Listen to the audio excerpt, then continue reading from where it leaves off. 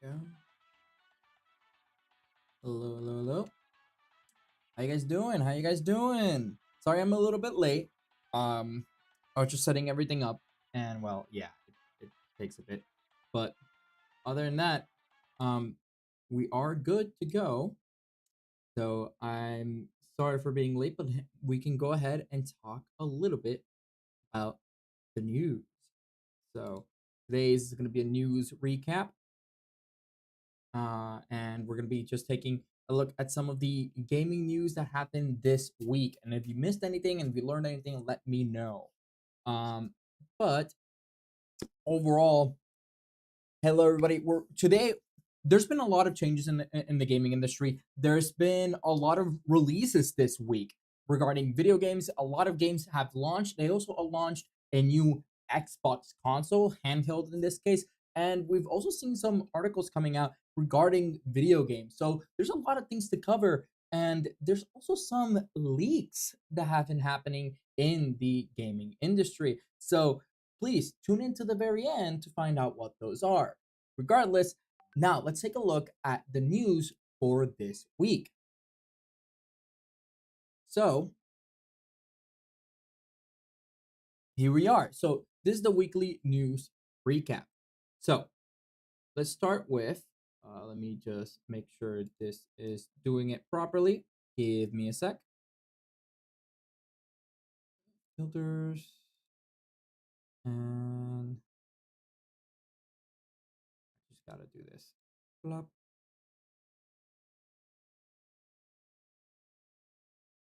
There you go. And then the bottom.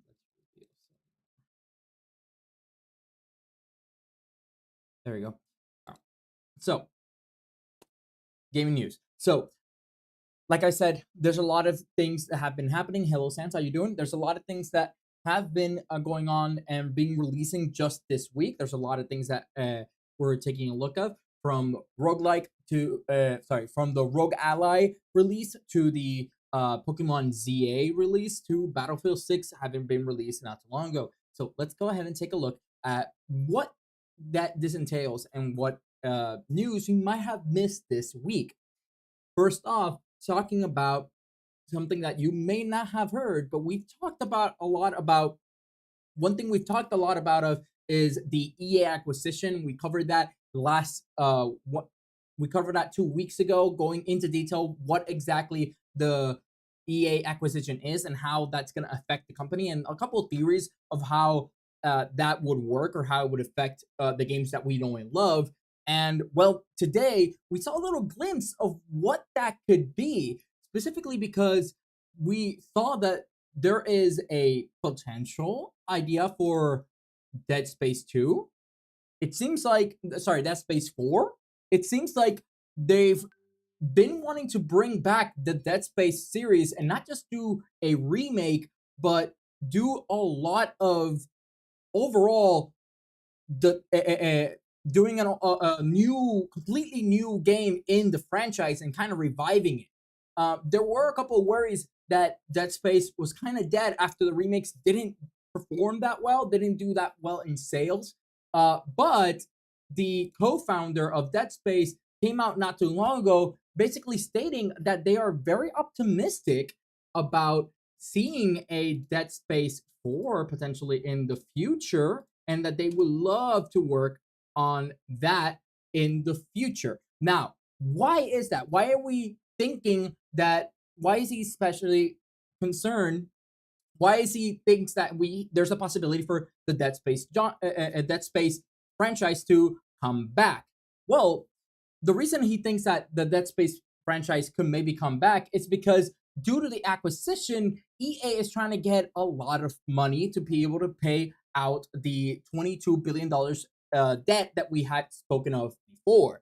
And in order to do that, one of the approaches that people are theorizing that EA could go for is the basically going on sale and selling their different IPs. So the idea is that they might go on and sell any IP that they don't think will be profitable for them, and maybe just focus on the IPs that they know bring a lot of profit to the studio, right? So we might see like multiplayer games similar to like Apex, the FIFA franchise. We might see those sports games and some of those mobile games that they've interpreted. Those might still stay, but we might be seeing a lot of other IPs that EA has being sold to other video game companies so that they can, get enough money to pay that debt, which is, I think, an interesting view and an interesting shift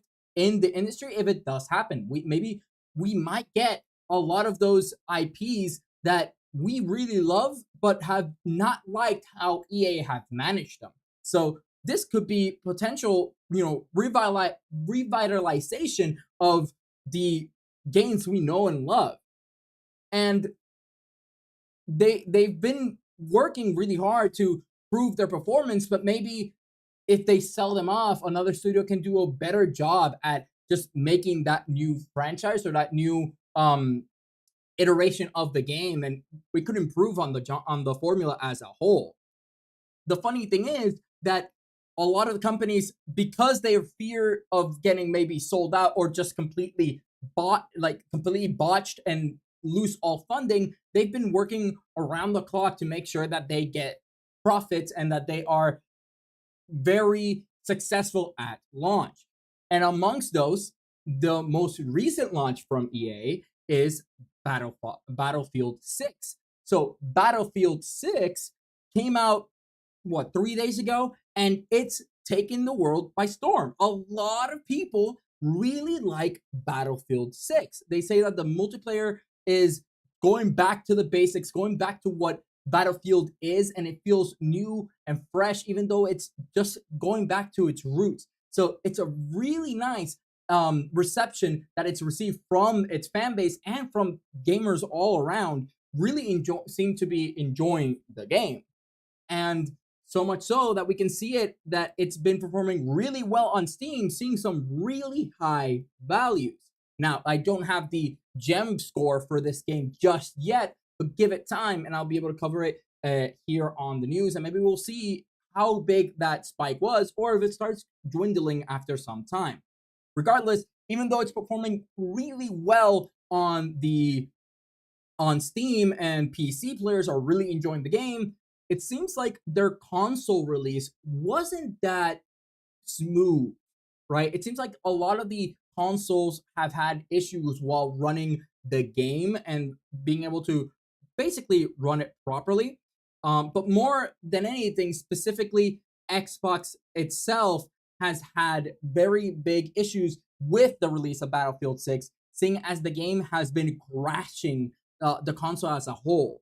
And that's one thing we definitely don't want to have, which is having our consoles just crash out on us, especially when we're playing a game. And if it's a competitive game like Battlefield 6 and multiplayer where you're playing with your friends and everything, that's the last thing you want to see. So although it seems like it's the cause, it's not necessarily the console that's the problem, is their optimization. So they seem to be doing a lot of patches and they're working really hard to make sure that the console release is not as affected in future patches. But regardless, it's still very successful. This has thrown a lot of people to just play it on PC, and it's done really well on PC so far. And people seem to really be enjoying it, which, if you want to play the game and you got it on the Xbox and you really want to play it, well, the console might be having issues, but there might be another option for you to play this game that might be able to handle it even better. And that is the new release from Xbox of the Rogue Ally Xbox X, Xbox Rogue Ally X, whatever you want to call it. Basically, the Rogue Ally has been released from Xbox just this week, and a lot of people have been really enjoying it. And it's so the critiques of the system is that although yes, it is performing a lot better than most handhelds, it's one of the better performing handhelds out there, and people really love the design and the grip and how the feel of the console. The one issue is that just like we've seen Xbox increasing all of its different consoles and all of its different hardware and prices, well, the new handheld devices that they just launched are way too expensive. So we're seeing that the highest end version of this console is roughly 1,000 bucks, and the lower end is still is 600 bucks. And as somebody who their main console for playing games is Xbox, I would love to get the Rogue Ally, but the problem is that it's too expensive. Even 600 bucks, I don't have that kind of money in this economy. You're talking me to spend 600 bucks when I already have the Xbox or I have my own PC. Like, sure, the benefit is that I would have all those synchronized on a handheld, and that would be really good and a lot of fun. It would be very beneficial for me, but it's too expensive. The reality is, if you have the capital to get this console, I would recommend you get the console. The handheld seems to be performing really well. It seems like it has a lot of customization for it, and it seems to just be very comfortable and just really good at its design and what it's meant to do.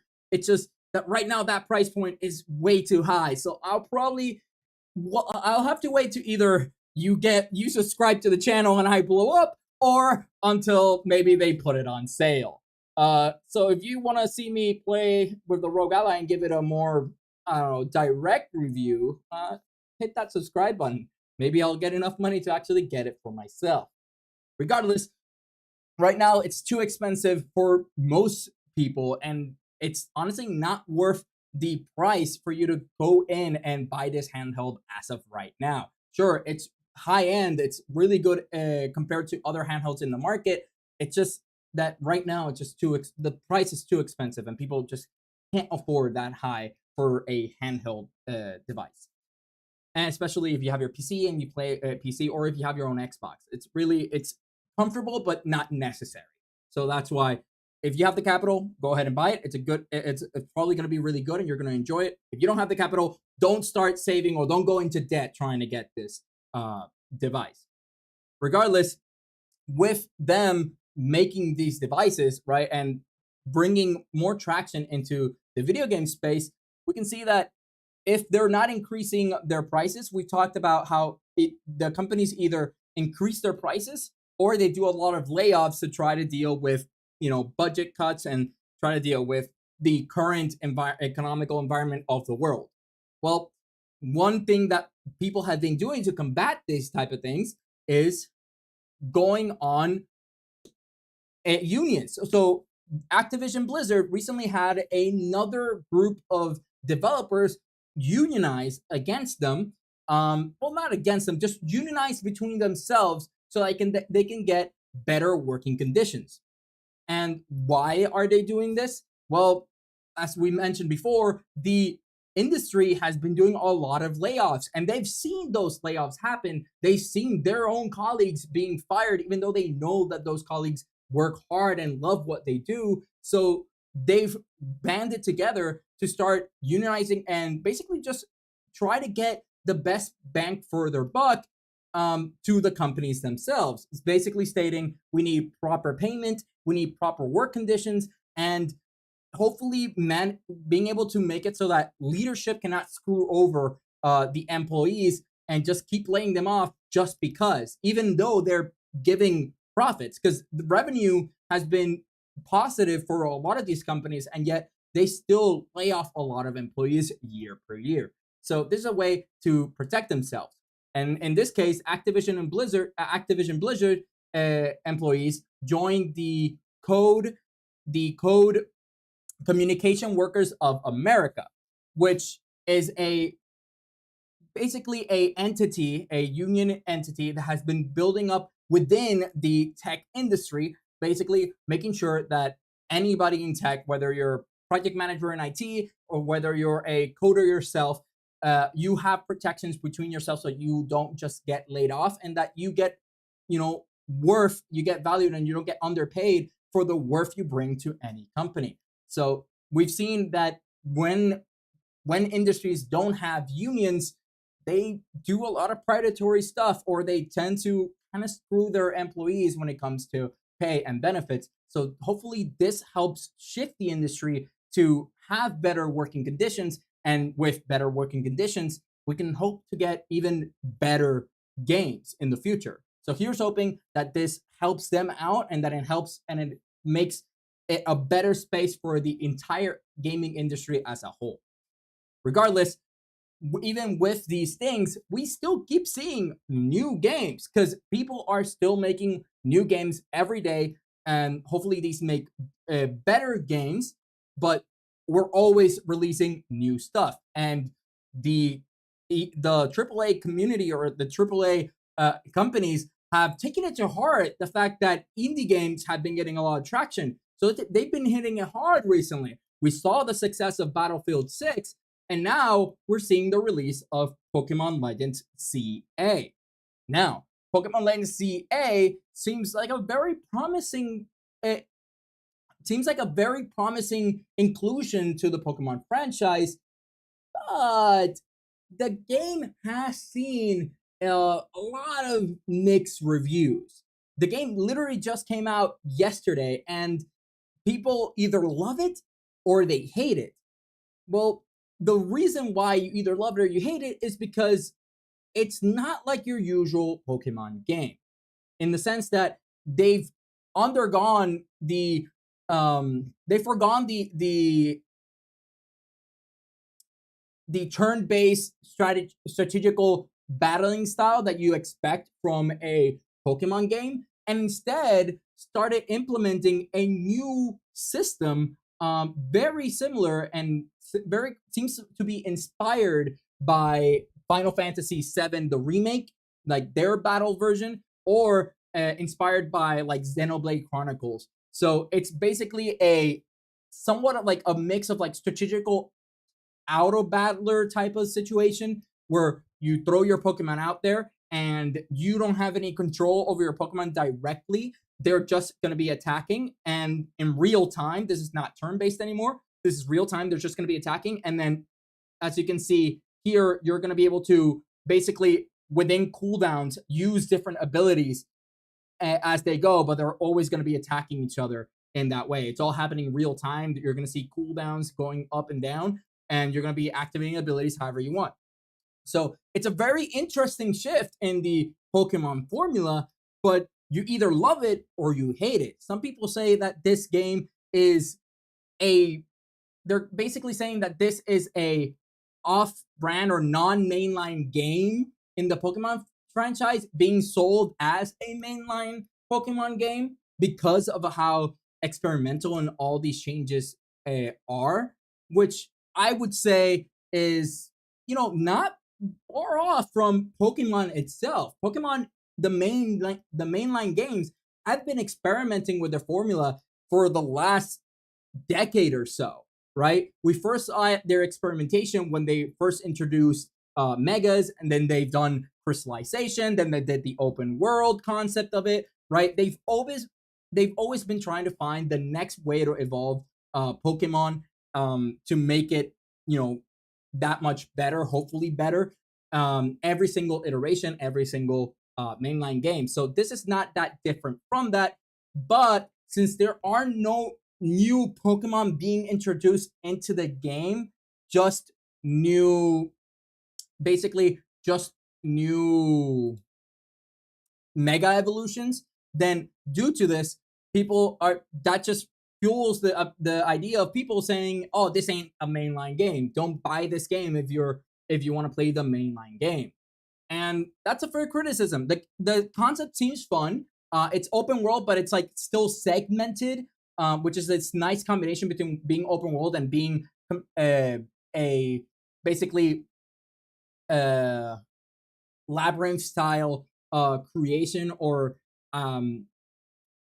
deliberate creation of the world. So it seems like a very nice game so far. It just came out. I haven't been able to play it myself, but its reception, once again, you either love it or you hate it. It seems very interesting. It seems like the type of Pokemon game that maybe I would play. I'm not a super huge fan of the Pokemon franchise. I've gotten, pretty tired of the turn-based mechanic. So, but I love all their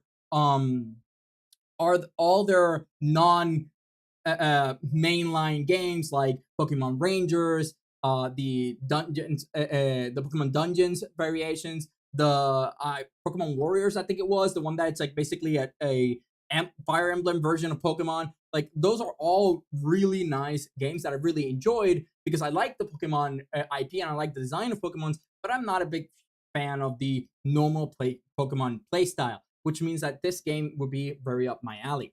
Now, if you love Pokemon, but you're not really enjoying this new iteration of the game, then if you want a more, ironically, a more traditional Pokemon feel, then I would tell you to go ahead and check out Digimon.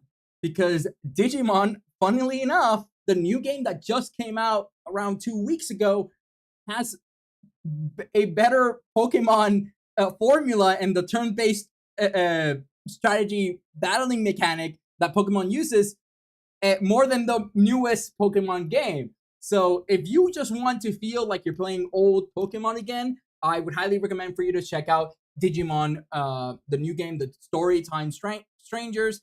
And they seem to be performing pretty well. And this is just on PC. This is not even taking into account the console version of this game. So overall, really good game. If you want that Pokemon experience, Digimon has you covered. So it's that very interesting that we've seen a little bit of a loop here where now Digimon seems to be the new Pokemon, at least for this year, the new Pokemon game in the block. But Pokemon hasn't just been dealing with that mixed reaction that we've just saw with the release of their new game. 3 days before this new game came out, we saw leaks, and pretty major leaks come out right before the launch with the Terra leaks. So apparently, the Terra leaks had a bunch of information and a bunch of screenshots of different things and behind the scenes of the creation of Pokemon. And so much so that you could see a timeline of all the games that they had been planning to release and when they plan to release them. Now, this was a data leak that was basically acquired in the year 2020.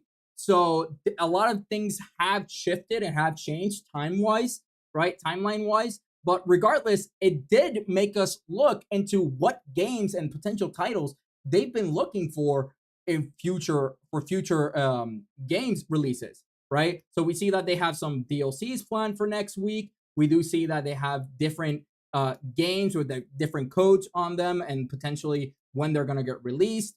So there's a lot of information. Not only did we see these leaks of like what games might be coming up in the future and maybe when they're coming up in the future, we also saw screenshots of what they've been working on. Now, this right here is a screenshot of what's supposed to be Gen 10 Pokemon, which has already been confirmed, at least through the leaks, that it's called the Wind or Wave, Pokemon Wind or Pokemon Wave, right? And it seems like it looks really high def. If they do come up with this type of Pokemon game, this is like the type of high def and design that Pokemon fans have been waiting for in their mainline game. So this seems very, very promising.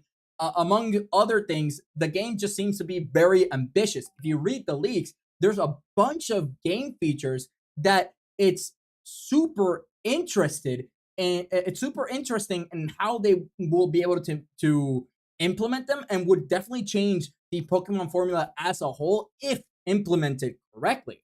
So it's a very ambitious game. This is Gen 10.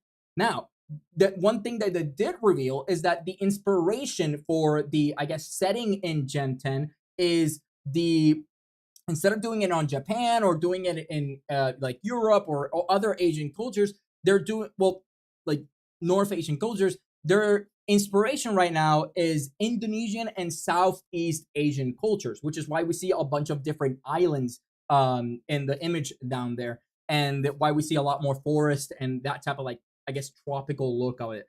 So that is their inspiration, and apparently the whole idea is that you might be able to like go to different islands and stuff like that. So once again, a very ambitious game. So if you want to learn more, I would highly tell you to go ahead and check the Terra leaks that yourself.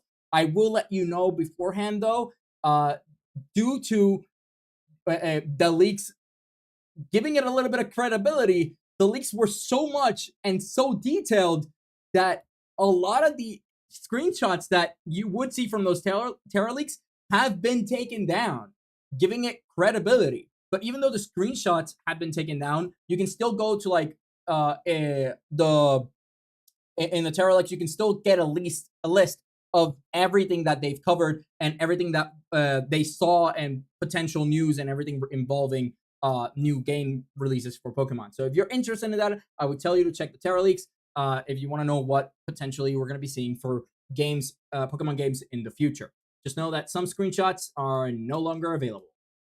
So with that said, we've seen that once again, a bunch of games. Oh, the Wayback Machine is an option. You're completely right. The Wayback Machine, you could definitely do that. Go back and see if you can see those Twitter posts with the original pictures. That probably would work. Regardless, these we've been seeing a lot of game releases right now. We just covered basically 4 releases in the last 2 weeks. This month has been jam packed with a bunch of really nice game releases and really fun games that people have been enjoying a lot. But that has caused a couple of people to think, how does this affect us, right? There's so many games that we're playing. People are worried about younger generations that are more exposed nowadays than before to video games and what that could entail. Which is why they recently released an article basically talking about how video games is shaping the next generation. In this case, it talks about the title says boys, but they do talk about the generation as a whole. They do also mention how even though their focus is on male gamers, they do mention the counterpart, which is female gamers, and how it also has affected them. They basically do a compare and contrast on how video games affect one gender over the other. Regardless, in the recapping what the article kind of says, it basically talks about how recently, especially after the pandemic, we've seen a rise in people playing video games, and we haven't seen that much of a rise in socializing or in playing sports, right? So because of this, because we've seen a downfall in socialization or in playing sports, people are worried that kids are becoming antisocial. That people who are young adults who play video games are going to struggle getting jobs. They're going to struggle at being able to socialize with their peers and all that kind of stuff. But the study does go into detail, and it does state that although this is what we think video games will cause for them, in reality, video games has helped them, and we saw this in a previous article as well. Video games have helped them create more problem-solving skills, create more friends, and increase their collaboration skills with other people. And some even stated that it helped their mental health. Now, it has, however, hurt their academics and their sleeping schedule. But this is not just a video game thing. In general, hobbies can cause you to lose focus on your academics or to lose sleep, right? If you're playing sports, that could still affect you in this way negatively, right? Any hobby, if done too much, is gonna affect your academics or maybe your sleep patterns, right? So there's not enough time to do everything. So it all depends on how you manage your time. Regardless, these little conclusions that we see here show us that video games are not making us more antisocial. In this case, it's actually helping us be able to create more friends. Because before, when video games weren't a thing, if you didn't play sports, if you didn't go to like different areas, the library, if you didn't like reading books, if you didn't like all these type of activities, and you'd stayed at home, you would be considered a loner, right? Or that you would cause people to call you basically what they call a NEET, right? So there was a lot of bad stigma before when you would stay at home and you wouldn't go out. And back then, when you had no way to interact with other people, it kind of made sense for them to be worried because, well, if you're not interacting with other people, you're not learning social skills. There's all these things that they've talked about being negatives for video games would actually take effect. But the reality is that video games has allowed those individuals that maybe don't click that well in their school or university setting, or maybe they don't like sports, they don't like going outside for all these events, and it's allowed them to have a place where they can make friends virtually, where they can meet people, like-minded people that they can then foster friendship with and collaborate more, learn more with them, and just have that type of interaction that previous generations didn't have. In other words, video games have become a third space. And if you don't know, there's been this talk about the death of third spaces. If you don't know what a third space is, basically it's the idea that you have your home and school, or your home and work, depending on where you are, if you're in university or if you're already working, right? But they're in between you going home or you going from home to work and stuff. You would go and do your hobbies, right? So your third places would be the mall, it would be the bar, it would be your local sports center, right? All these places where you would go and you would socialize with people, and it would be a good place for you to spend your time uh, outside of being at home to sleep and study, or being at school studying or working all day, right? So it would help you be able to let off some steam and build connections.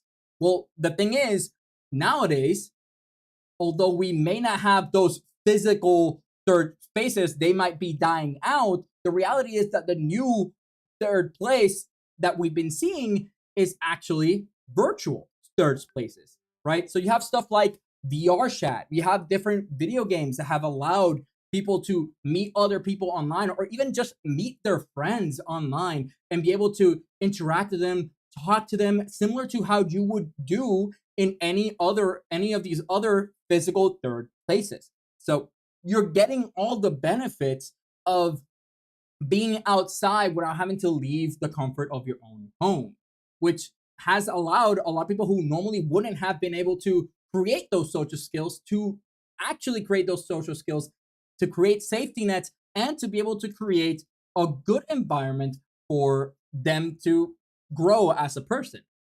Now, there are some valid concerns about these type of virtual third spaces.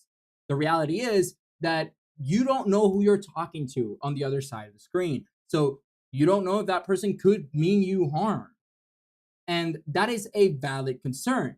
Also, companies have known that they use video games as third places. So, and there's barely any restrictions on how to uh, you could make these third place spaces and how you can manipulate it to get money out of it. So there's a lot of very, very predatory practices in the video game industry meant for basically individuals to fork up their money so that they could have that type of social interactions, whether that be your appearance with skins, or whether that be your gameplay so you can be better at the game, so that way you can, you know, contribute more for your team and feel more useful, and just enjoy your interactions with other people more.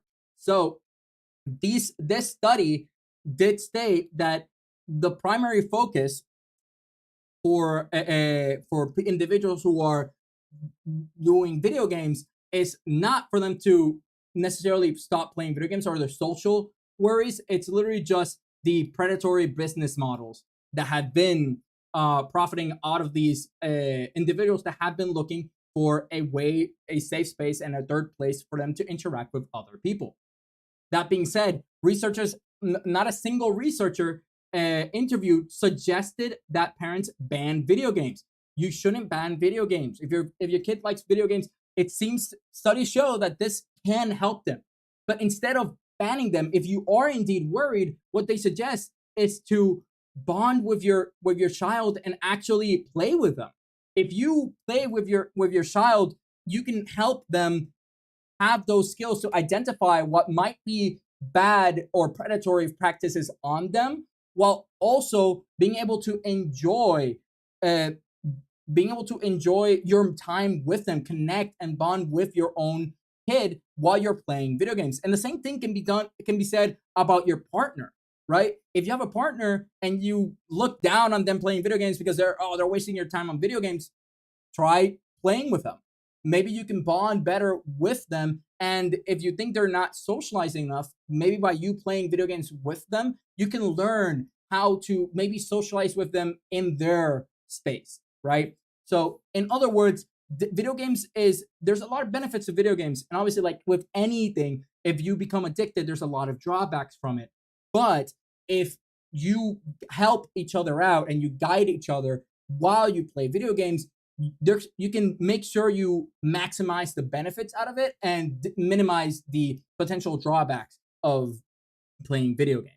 So overall, really great study, and just showed that video games are here to stay, and they can be a really good choice for you.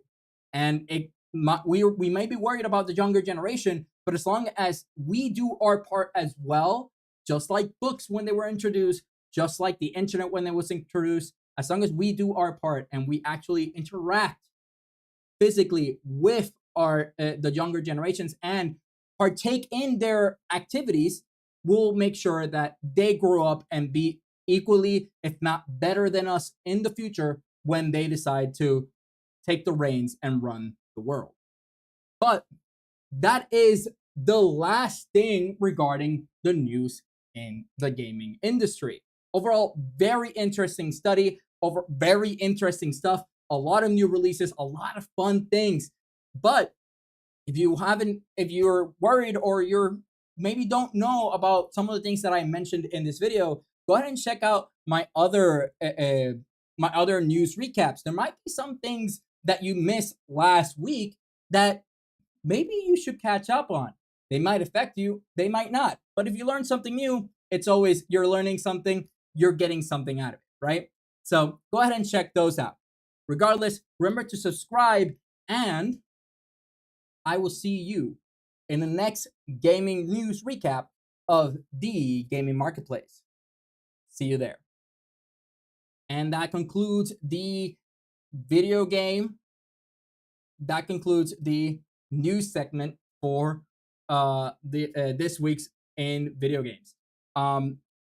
Not too much to talk about this week. A lot of things did happen this week, but overall, just very a lot of quick stuff that kind of happened. It is a lot of info. Yeah, I agree. But just a lot of general stuff, one quick after the other. Which news did you find most interesting, and which type of news would you like to hear me talk about more in the future? That way I can search what news would be interesting for you. Do let me know, so that way I can make sure to keep an eye out for those news related to your own interest.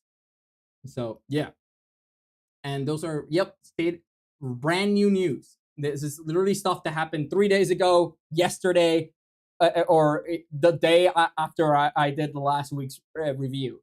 So always trying to keep everything as recent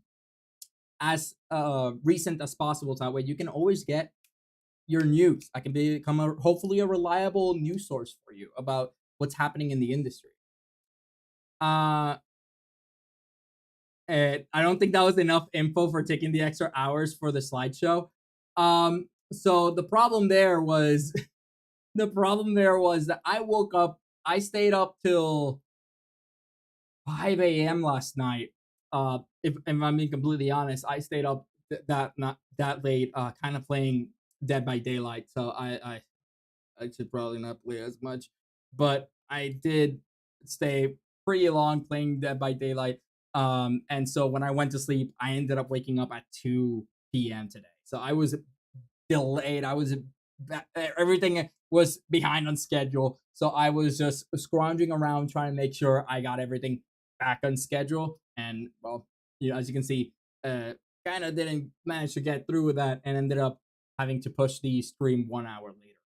But overall, I think that the information was very nice, and it's really relevant information nonetheless. And if you missed any of that information or any of those news, then now you know. It's great for you to know. You have to know what's going on in the world in order for you to prepare properly. Let's see if there's any comments previously. Hey, you got there, and that's all that matters. Yeah, I'm still in line. I could have canceled, but I'm here. When you're playing, at least put in the hard so it won't happen again. It's not that I'm not aware of the time. It's just that I'm having too much fun playing. So it's I've been getting frankly addicted to Dead by Daylight. So self-control is what I need. I need a little bit of self-control, as one does. Yeah. It's that one more match syndrome, one more game. Also, I also was playing what was it? I was also playing a bit of Clover Pit offline, which also ended up you know, taking me even more later into the night. Um, so I was playing that as well. I just can't stop gambling. I'm just too good at gambling. I start gambling and it's just I can't not win while gambling. That's just how it is. I'm just that good. So yeah. All right. So now let's go ahead into the game. We haven't it's been a week. We skipped last week. So let's go back into checking some games and reviewing them and seeing their performance recently.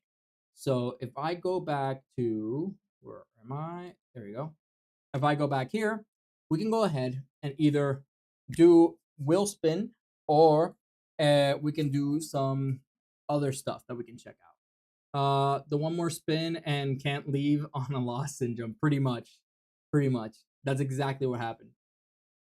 So let's go ahead. Last time that we were here, I had to do Binding of Isaac, but I did encounter a little bit of an issue with Binding of Isaac. So I'm gonna go ahead and pull that one up because it should be good now. Let's pull up the code so that we can take a look at Binding of Isaac, which I owe you guys. So let me do that. There we go. And it was. I'm gonna have to search it up the other way because I forgot how it was written.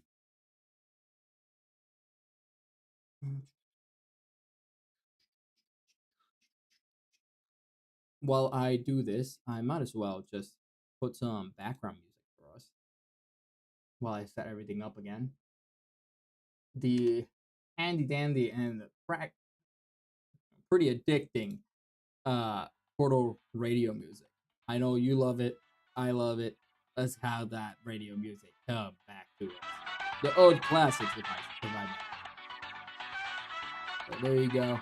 We got that nice groovy Portal music going in the background. I go ahead and set it up. So, let's see here. Let's look up the stuff. Oop. And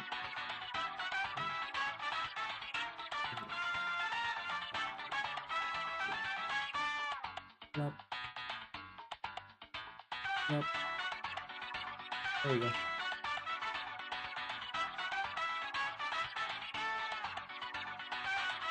There you go. Let's see here. Let's see here. You did Binding of Isaac last gen restoration. Did I? Did I actually manage to cover it already entirely? I could have sworn that I didn't cover it entirely. Maybe I'm just misremembering. Which one I didn't cover it.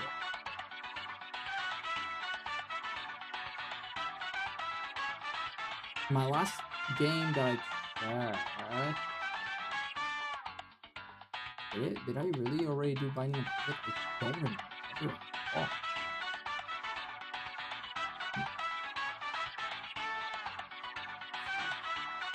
Let's see. Regardless, let me. I still have to set everything else.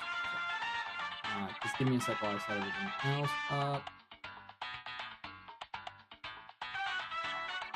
Meanwhile, how's your week been? How have you guys been doing? 52 minutes and 40 something seconds about the EA buyout news. Yeah, but in the EA buyout, I just when I covered it, but it wasn't the full. Like, it was recent data, but it didn't show the full thing. I'm pretty sure that it didn't do the whole thing, which is why I made sure to give it a check, because I was having technical issues when Binding of Isaac came out. That's why I'm pretty sure I didn't cover Binding of Isaac itself before. and I mentioned it, but I didn't actually get it around to actually covering it.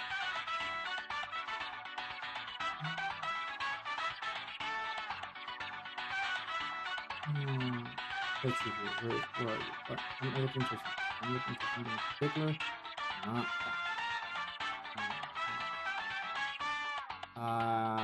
I see why. I know why. I'll be right back. I have it in a hard drive, and my hard drive is on another computer. Give me a sec.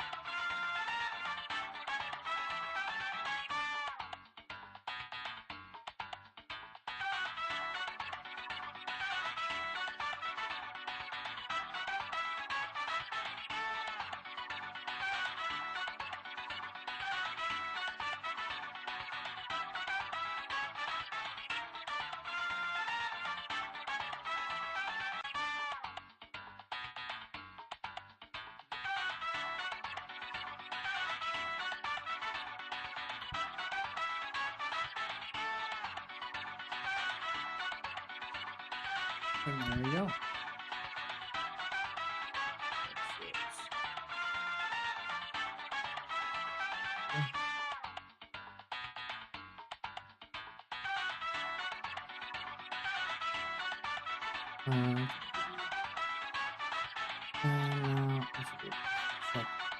There we go.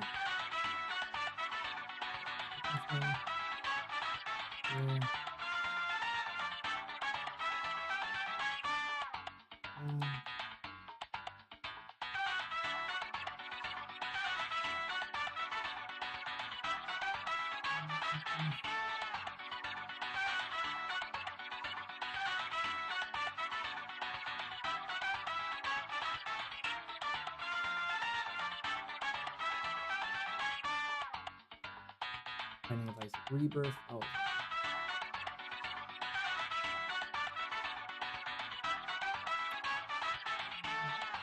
Maybe I did cover it. It seems like I did have everything. But maybe I did have everything. Alright, so it does seem like I covered it last time then. Alright, in that case, we'll just spin the wheel. And just go ahead and spin that wheel. Let me look it up. Look for that wheel again. Spin that wheel.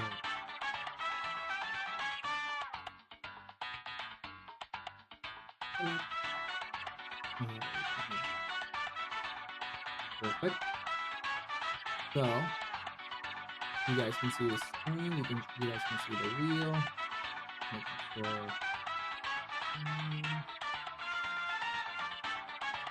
Okay. And you can change this right.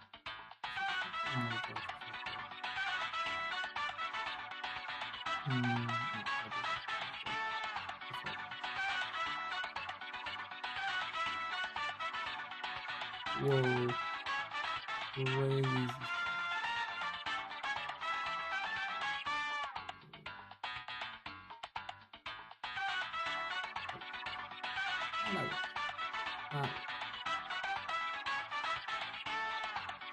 Just get a little bit more of the time.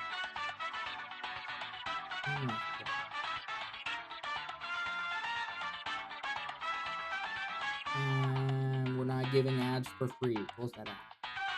Okay. Alright, so we have the wheel. Oh, you want me to check Pico Park? We can definitely go ahead and check Pico Park. The wheel must wait. The wheel will have to wait, for we are checking another game. So let's go ahead and check Pico Park. So let me just see how I have it saved, how it's called.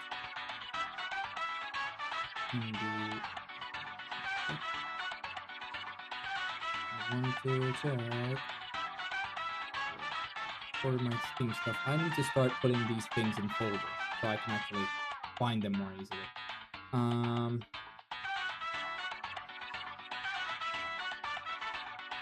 I see. Did I close it? I did close it. I did close it. That was funny. So we're looking for.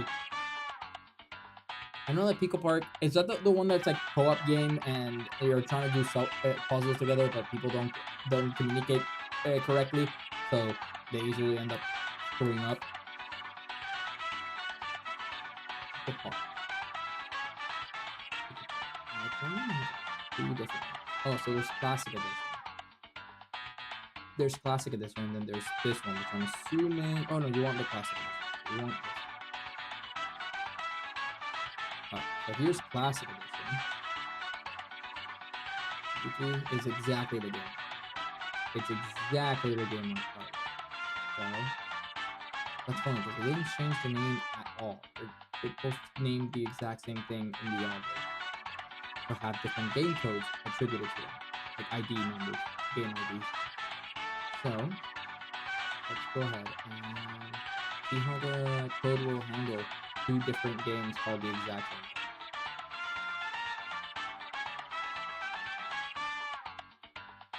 Maybe it'll just show both. I see why.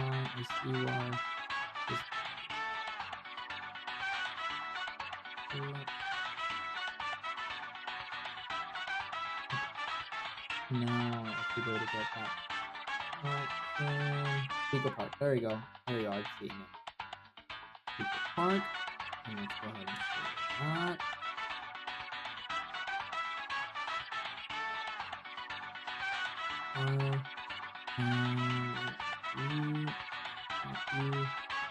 Screenshot.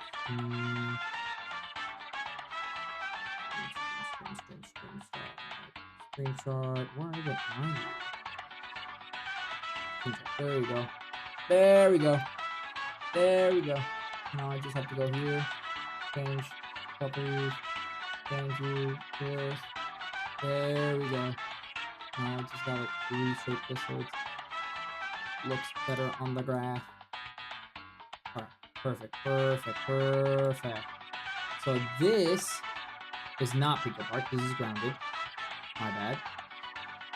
I baffled. Could be Pico Park. Let's try again. It's still saying grounded. What are you not saving? Why are you not saving? Wrong you again. When you head here, when you again, on you, and then it should be.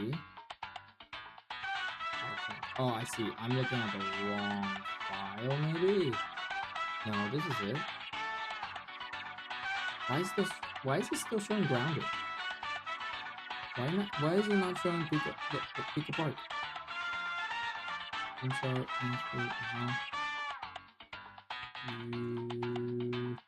where are you saving? Why are you not overwriting it? Let's delete you then. Delete you. And let's try you. Let's see. Did it create a new one? It didn't, so you're not writing it. You're not creating it. You're not writing it. Why are you not writing it? Why aren't you writing it? Maybe it's because you open something else? Or it might be exactly that. I'm opening you somewhere else. Maybe is it here? No, it's still this. I'm looking at the same thing. Why aren't you doing anything? Close.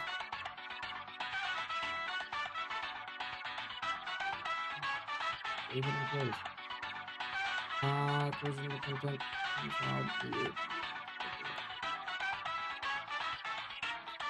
Alright. Run again. Let's run it again.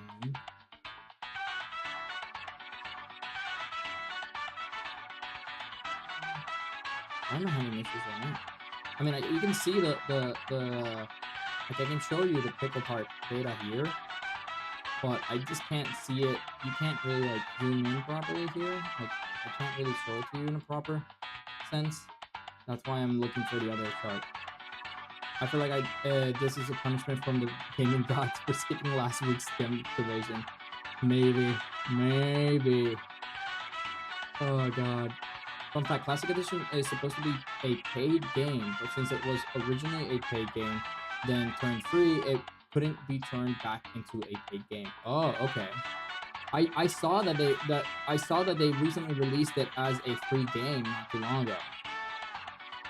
Like we were talking in the chat not too long ago. So interesting. Disney technical issues, but I'll get it working. Just give me a sec.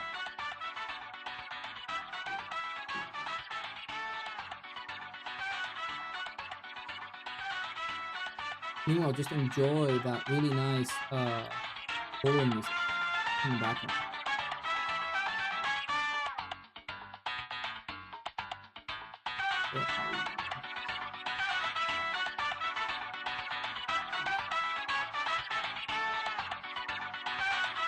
You up.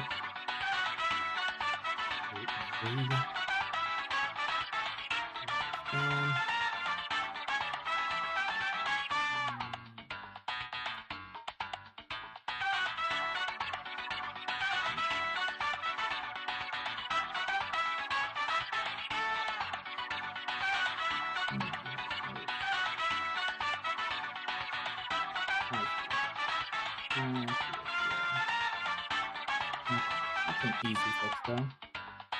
This is an easy fix. I just have to change the file location for this thing. I'm gonna change the file path for this one.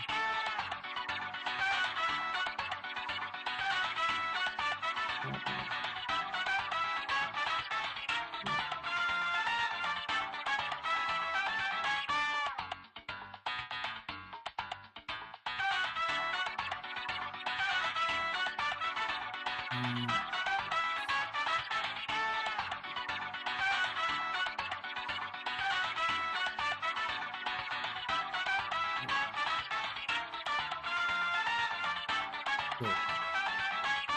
That should. Yep, that did it.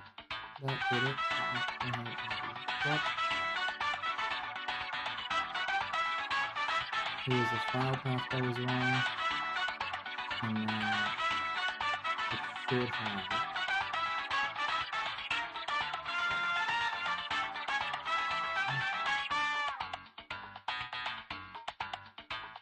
Yeah. Perfect. Let's see it now. Here. Why aren't you writing? Let's give you a file. For now. Should be here. Let me refresh.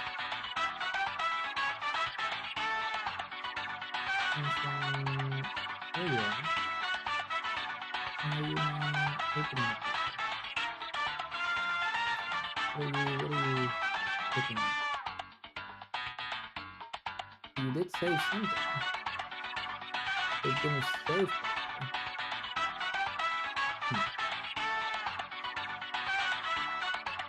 Now I just have to like a little code thing. Why are you not saving? That's the question. So this is what we're gonna do. Because this is gonna be, I can just do it this way. It's just a little bit of a roundabout way of doing it. But this will work around. We need just properties.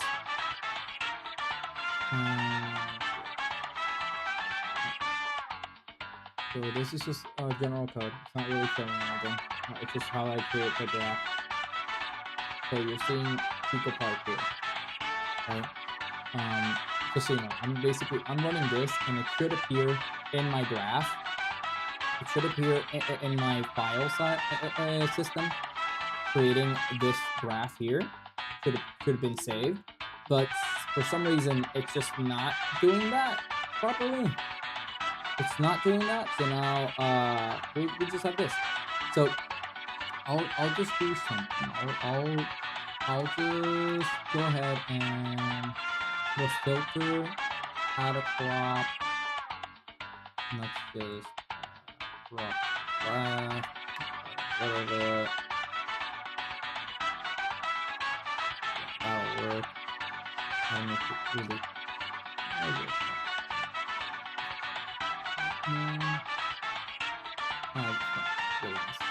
For the rest, and then the bottom, let's crop this up way more. Remove that. So it's 400.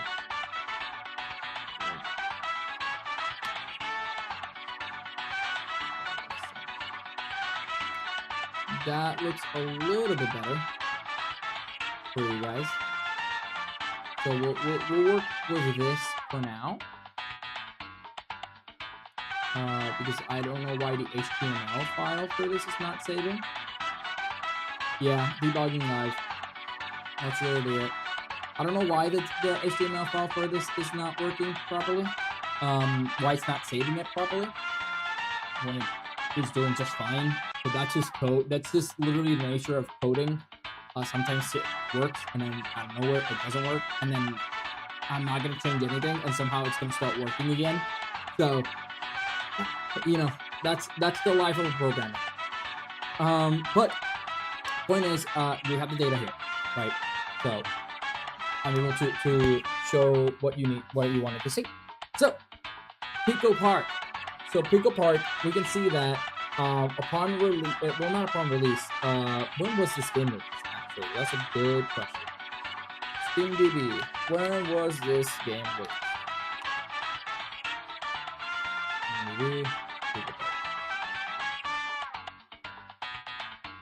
Oh, is it considered part? Oh no, it is a Pico Park. So Pico Park was released, and the last update was literally yesterday. No, today actually, and it was released on 2016. So it's been out for a decade, almost a decade now.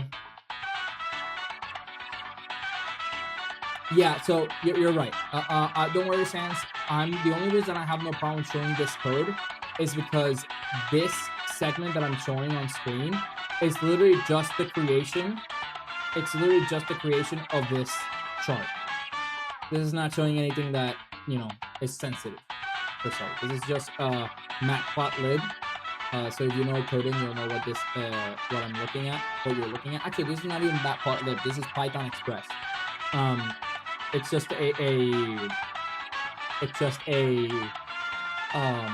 library that uses that is used for graph creation. So you have interactive graphs like this and stuff like that.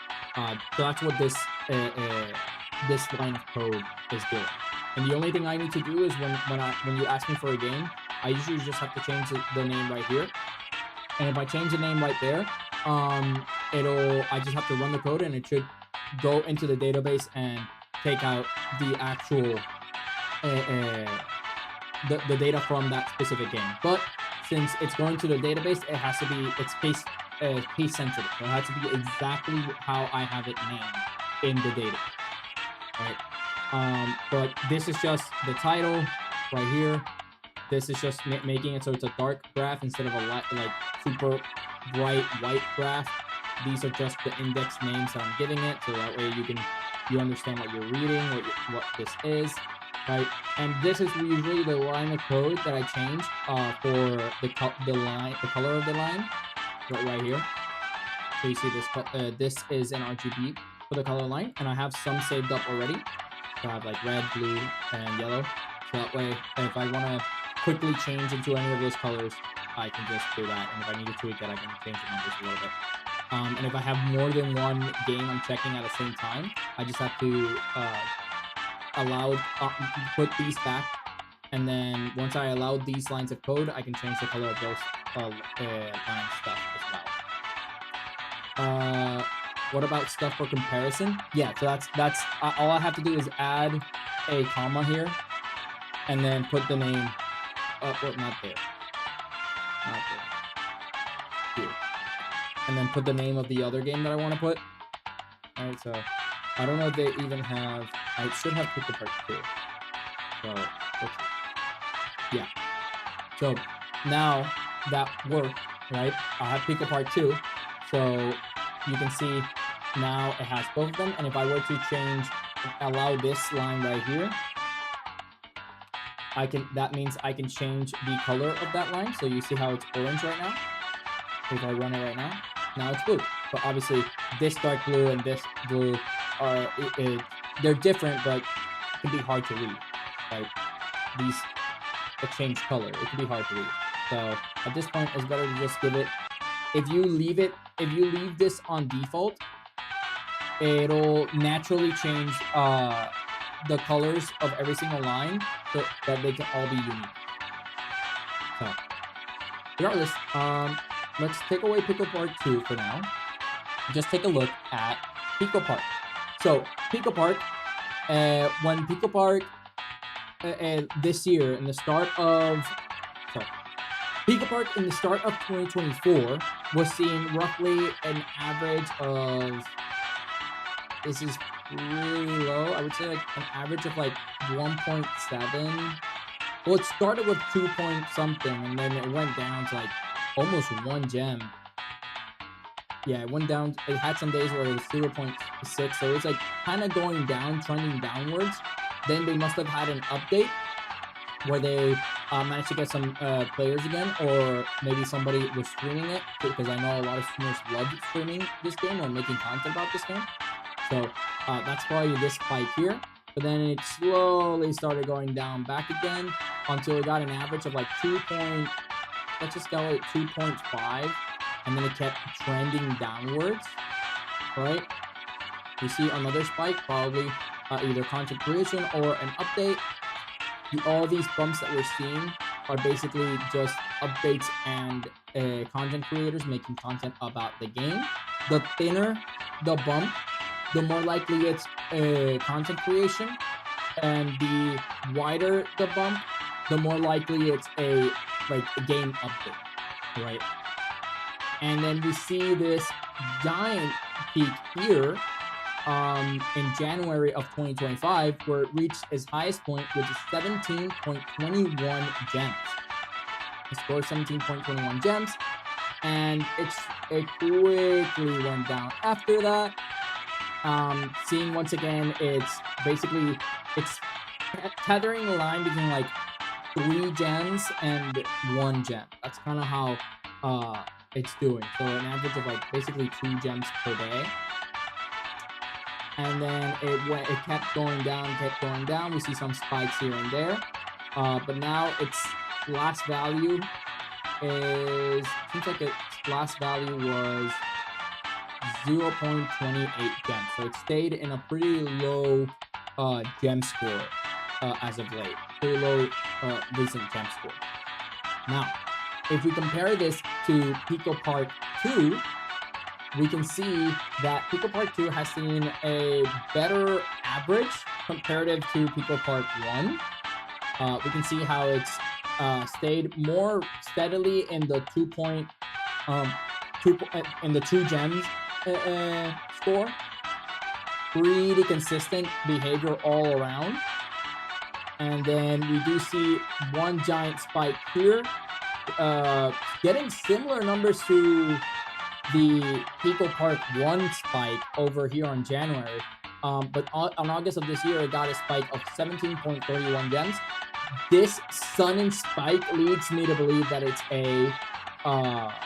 that somebody streamed it, somebody made video of it, and it got a lot of views. Some famous streamer must have brought it attention to it or whatever. So that's what we're seeing there. And then it went back down to its average, which recently it's been roughly 0.5 gems. And its most recent score, if I take away the Pico Park 1, its most recent score is 0.38 gems. So overall, pretty interesting performance and pretty decent performance between both of them. Pico Park is the type of game where you play it once with your friends, and unless you want to play with another friend group, there's no real reason for you to, well, play it again. Because it is like a one and done type of game. So that's why I'm not surprised that it doesn't have very like high averages, and then every so often we see spikes here and there when like content creators do content about it, release videos about it, and stuff like that. But it's done a good amount. It's done a good performance overall, both of them, even though Pico Park 2 has been way more stable.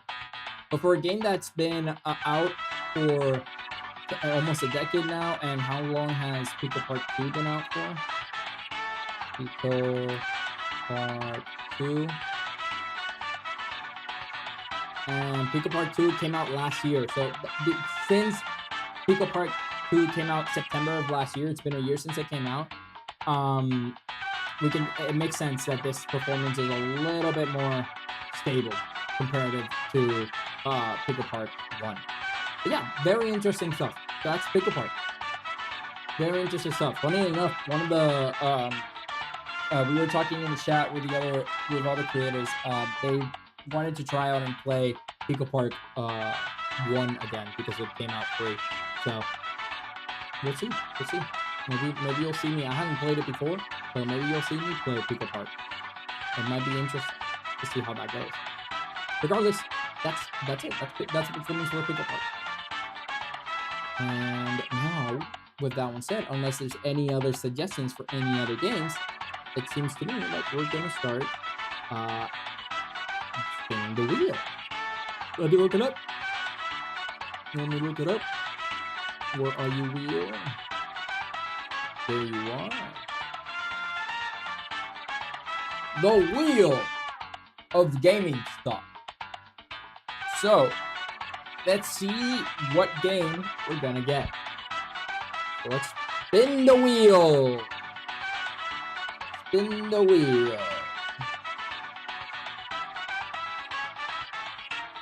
Prison Architect seems to be the game we're gonna go ahead and check out. Prison Architect is actually a pretty old game. I remember a friend who was actually pretty obsessed with it. They really like playing Prison Architect. Where are you? Prison Architect. I forgot to publish the name. Prison Architect. There you are. It's a pretty old game.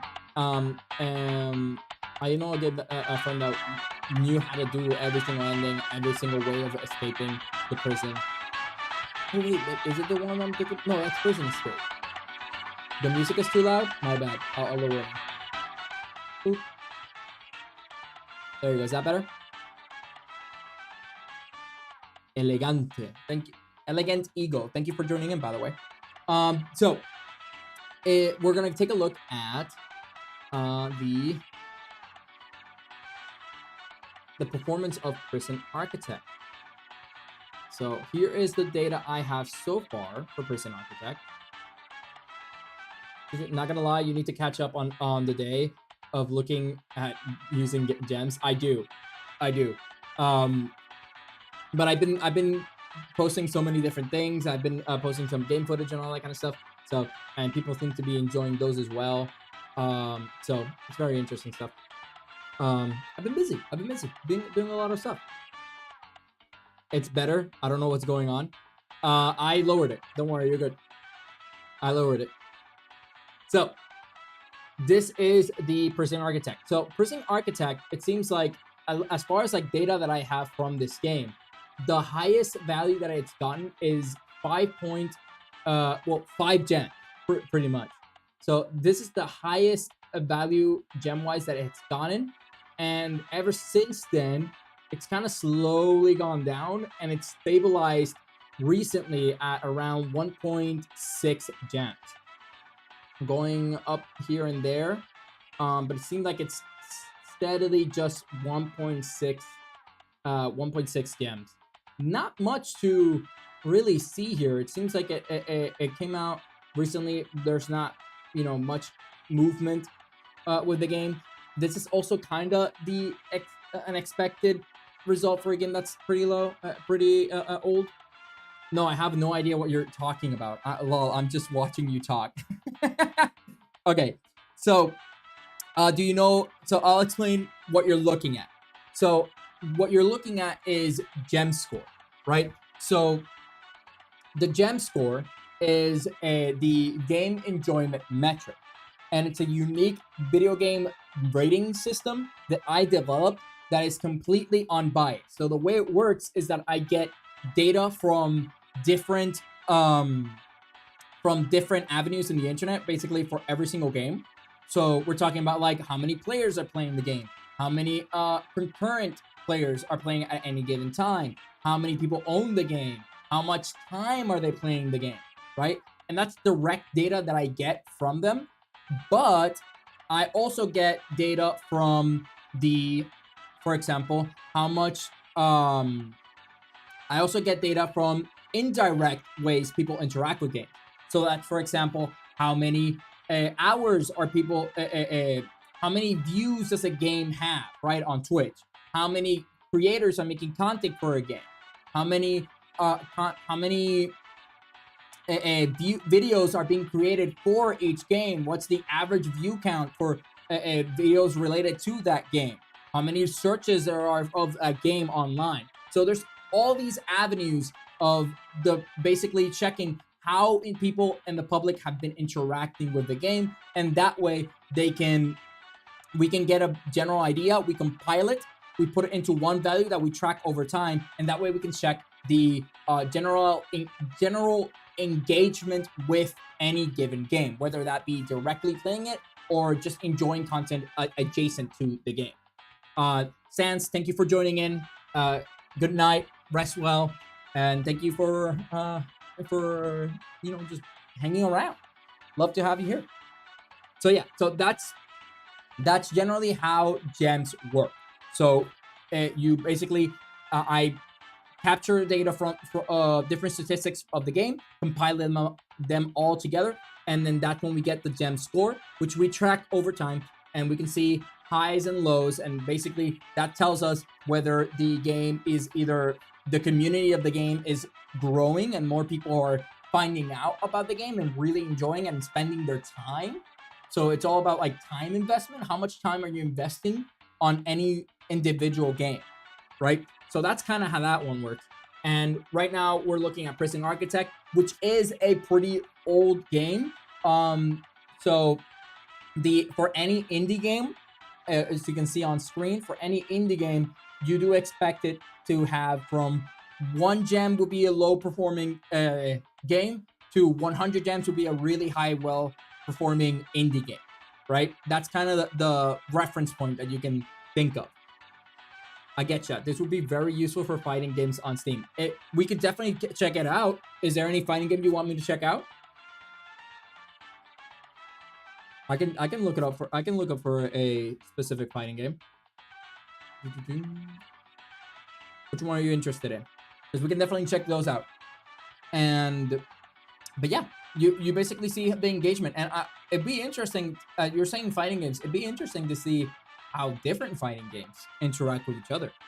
So let me see if I can look up a couple of fighting games and kind of just put them one next to each other, compare and contrast them.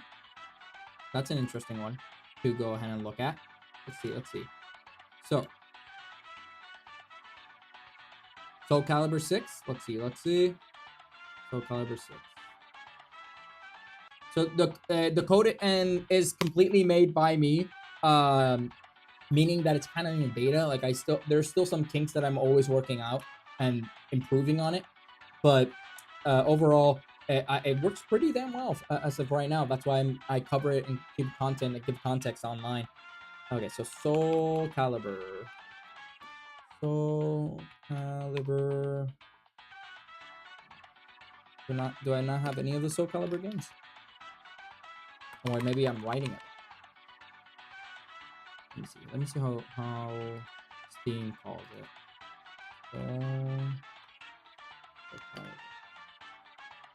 Oh, it's all together. It's all together. There's no space.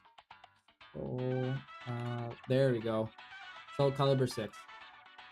So we have this one. We have Soul Calibur 6. Let's add that one. Let's add that one. So this is its most recent performance. Here's the information I have for Soul Calibur 6.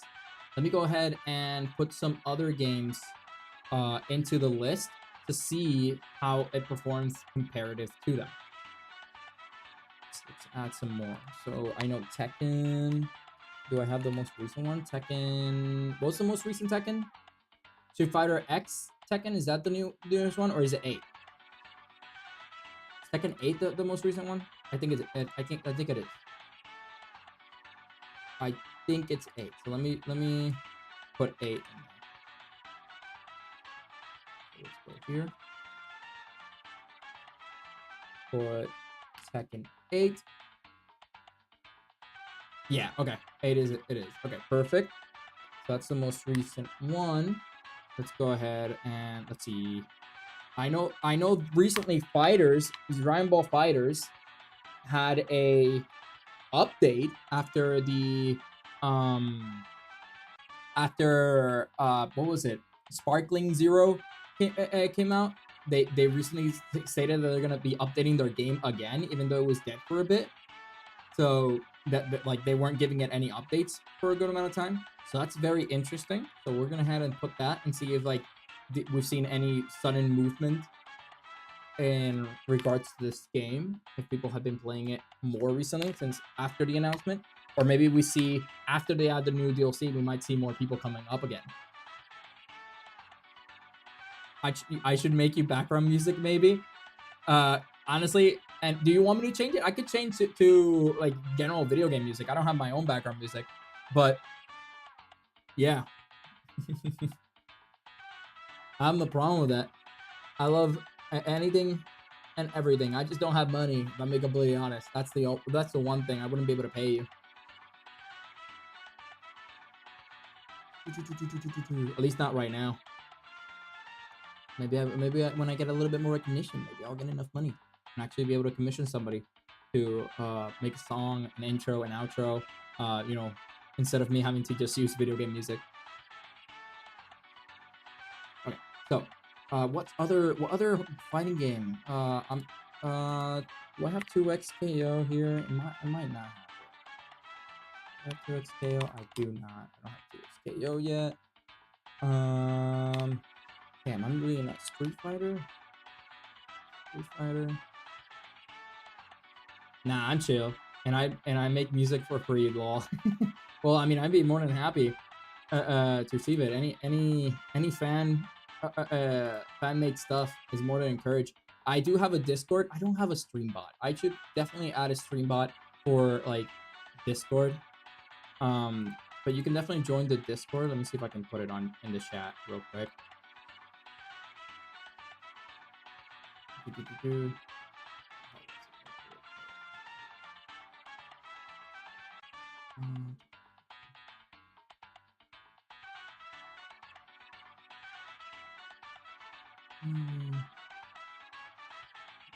Copy. There we go. Fatal Fury. Oh, and yeah. And I also forgot Guilty Gear. I should put Guilty Gear as well. So Street Fighter 6. Put Street Fighter 6 here.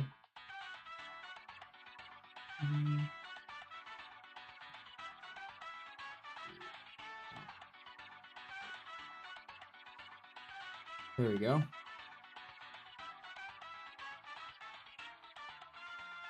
added it. I'm hoping that no, you might be in YouTube. You might not have gotten it because you're in YouTube. So yeah, that might be it there. Let me see if I can change it to that. There we go. There we go. Oh, damn it. I put the wrong thing. I put the wrong thing.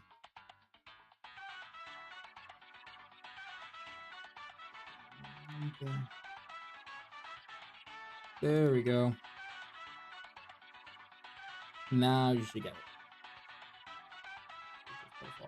Alright, so we set Street Fighter 6. Let me make sure to add that one in there. Street Fighter 6. That's right. That's what happened. Street Fighter 6 here. There we go. And then let's put another one. You said Fatal Fury. Let me make sure I have it. Fatal Fury. Is it City of Moods? Fatal Fury, I think, came out. I have Fatal Fury City of the Wolves. City of the Wolves. I don't know if that's the one you're talking about. I don't know if that's new or old.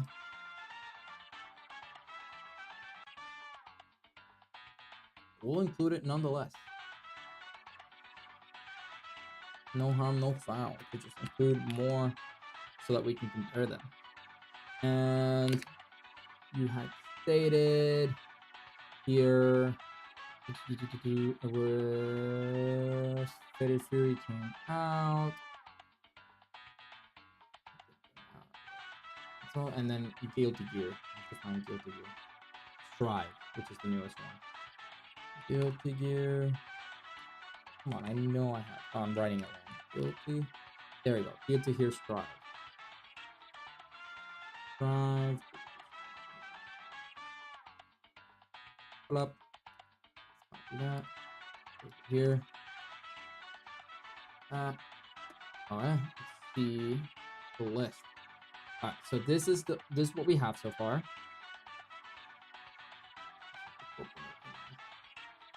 Bigger thing. So right now you can't really tell too much what's going on, obviously, because there's a bunch of games here.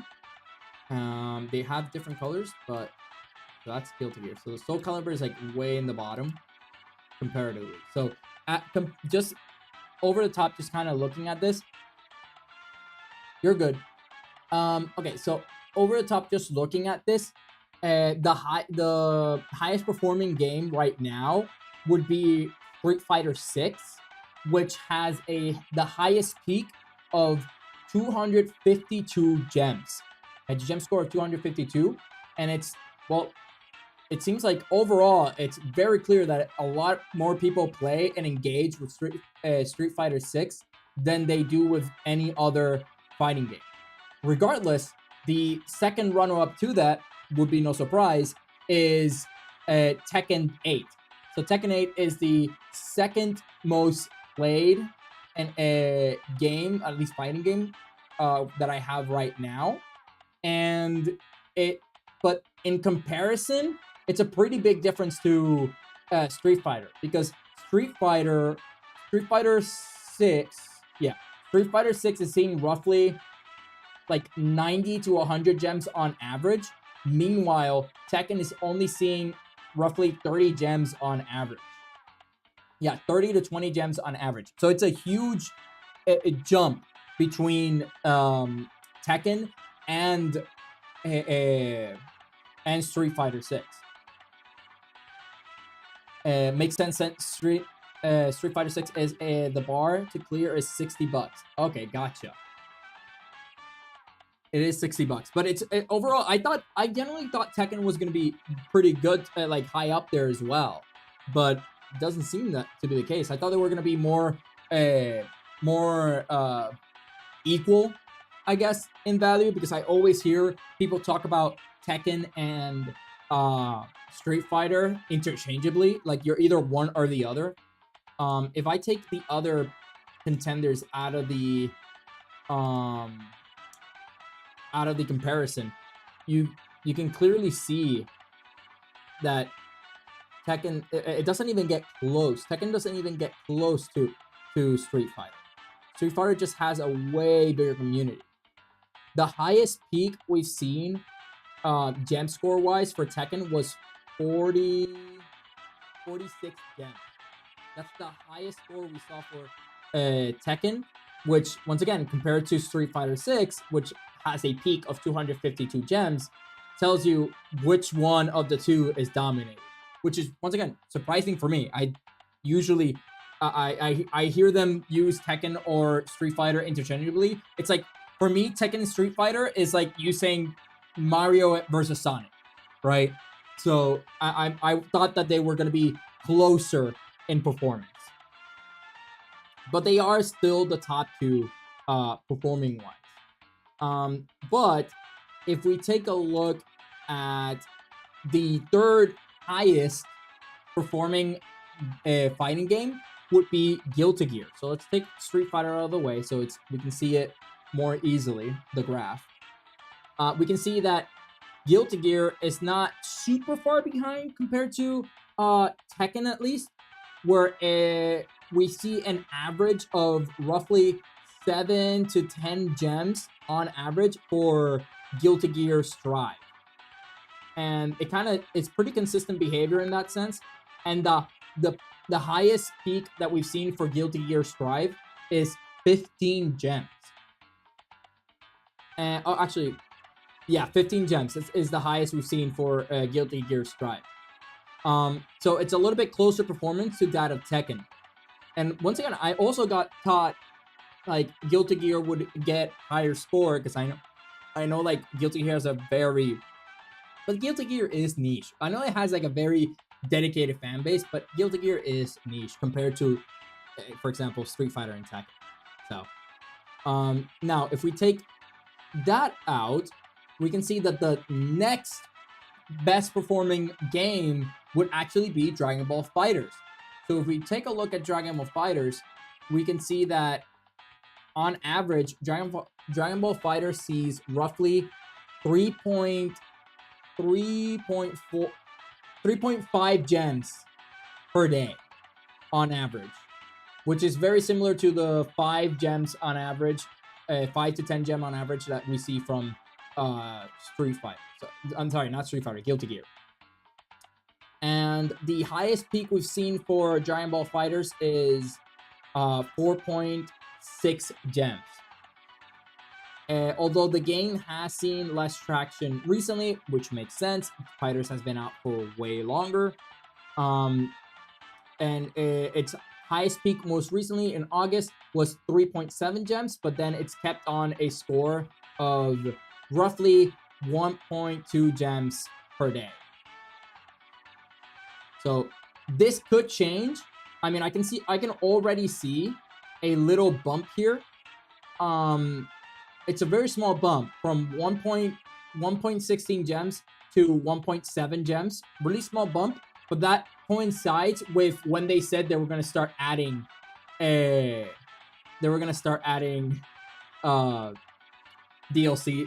new updates into fighters. I can explain it all.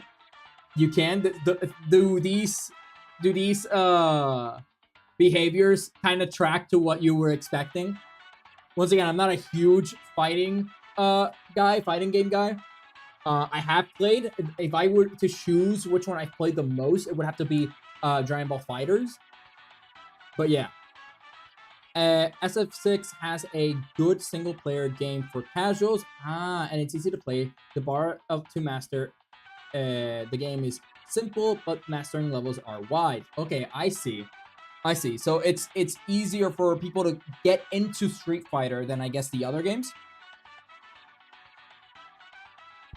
That's an interesting performance, honestly. Well, I see here, if we take out these top guys, we can also see, where was it? Soul Calibur and Fatal Fury. So Fatal Fury, the highest peak we've seen for Fatal Fury is on literally October 10. So like this week, we saw it reach a spike of 3.8 3 gems, basically a 3 gem score. And in Tekken is the opposite. It was made for casuals, but has a bunch of features for pros. It was made for no one really besides Tekken players who love it. Gotcha. They tried to cater for everybody, and when you cater for everybody, you cater for no one. Basically, that's what we saw there. So yeah, Fatal Fury once again saw roughly a peak of 3 gems, and it seems pretty sporadic behavior overall. But I would say its average gem value is like 1 gem per day. Meanwhile, Soul Calibur has seen similar like sporadic behavior to it, where it's seen roughly 0.7 gems, with its highest peak being 1.4 gems for Soul Calibur 6. So that's the general behavior we're seeing. Not super high scores for Soul Calibur. And recently it's gone down to roughly 0.3 gems per day on average. Guilty Gear is niche, but the new game is easier and it allowed more people to play it. Fatal Fury has Ronaldo in it. Really? The soccer player? We're talking about the soccer player?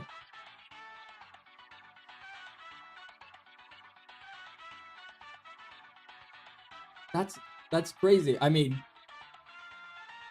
I wouldn't expect Ronaldo. I guess Messi is in Call of Duty, so we've kind of passed the line already. So if you have enough of a name for yourself, you can be in anything. And you also do have LeBron James in what was it that game? The Warner Brothers game. I forgot. Multiverses. Do I have Multiverses? That's also another one we could check. Multiverses. I do have you. Let's add that to the pile. You're probably gonna be performing way worse than the others because a lot of people liked you when Multiverses came out, but then didn't stick around. They didn't stick around for it. All right. Yep. It's down there. So Multiverses. Multiverses is seeing roughly the same behavior. It's seeing very similar performance to Soul Calibur and Fatal Fury, but funnily enough, it was seeing way better performance than Soul Calibur for a long time, which makes sense. It's basically a casual, like I guess Smash type game that anybody could pick up. So it makes sense that it has a little bit more consistent behavior and more popularity because it has more IPs involved. So overall, it saw on average 1.6 gems. And then its highest value was 1.9 gems in January of 2024. And although it saw a spike in May, it quickly went down and now it sees roughly 0.2 gems. So it's currently it performs worse than Soul Calibur and Fatal Fury, but at some point it was performing better than both of them. SNK was bought by the Saudis. Oh, were they bought by the Saudi Arabian fund as well? Just like EA? Multiverses was clunky. It was okay. Yeah, I agree. Multiverses was clunky. I played it a lot. It didn't feel smooth at all. At least as a fighting game, it felt very like the hitboxes didn't make sense sometimes. Like it definitely felt like you're saying clunky. I enjoyed it for a bit, and if having another like an attempt at a Super Smash Brothers type of game, combat game, I think it's nice for us to see more of the of that, more people to attempt it. But I think that the best one that has like emulated the success of Super Smash would be Rivals of Aether. I haven't played Rivals of Aether 2, but I remember playing Rivals of Aether 1. And Rivals of Aether 1 was a lot of fun. It was genuinely a pretty fun game to play. But Rivals of Aether is an even more niche like game. Because that one is not that, doesn't have mainstream IP, doesn't have many people to know about it. Right now I'm playing Sonic Crossworlds Racing. Dude, Sonic Crossworlds Racing apparently is really good. I would love to play it. Generally a lot of fun. I don't have it yet, but I've seen other streamers play it. Seems like a lot of fun. And it has Hatsune Miku? Like, do you need anybody else? You have, I think you also have Pac-Man. I think you also have you have Minecraft Steve. So yeah. Oh, I didn't copy it. It was Rivals of Aether. I didn't copy that.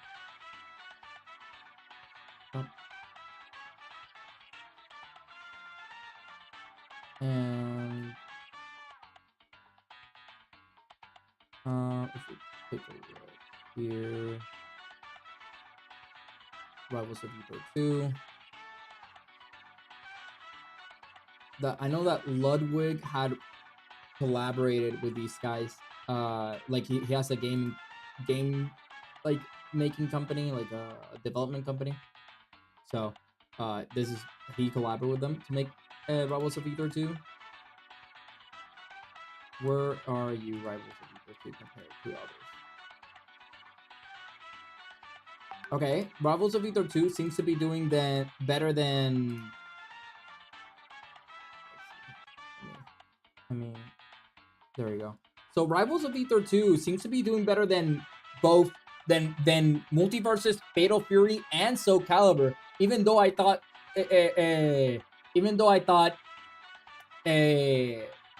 Rivals of Aether was way more niche, but I guess not. People really like it. Well, if you're gonna make a fighting game, just spend the budget on animations and like 4 out of 8 characters, and people would be good, to be honest. I completely agree. Animation is a lot of it when it comes to fighting games. You only played Rivals of Aether 1? Yeah, I only played Rivals of Aether 1 as well. Smash is fire because of the attention to detail with each character. Exactly.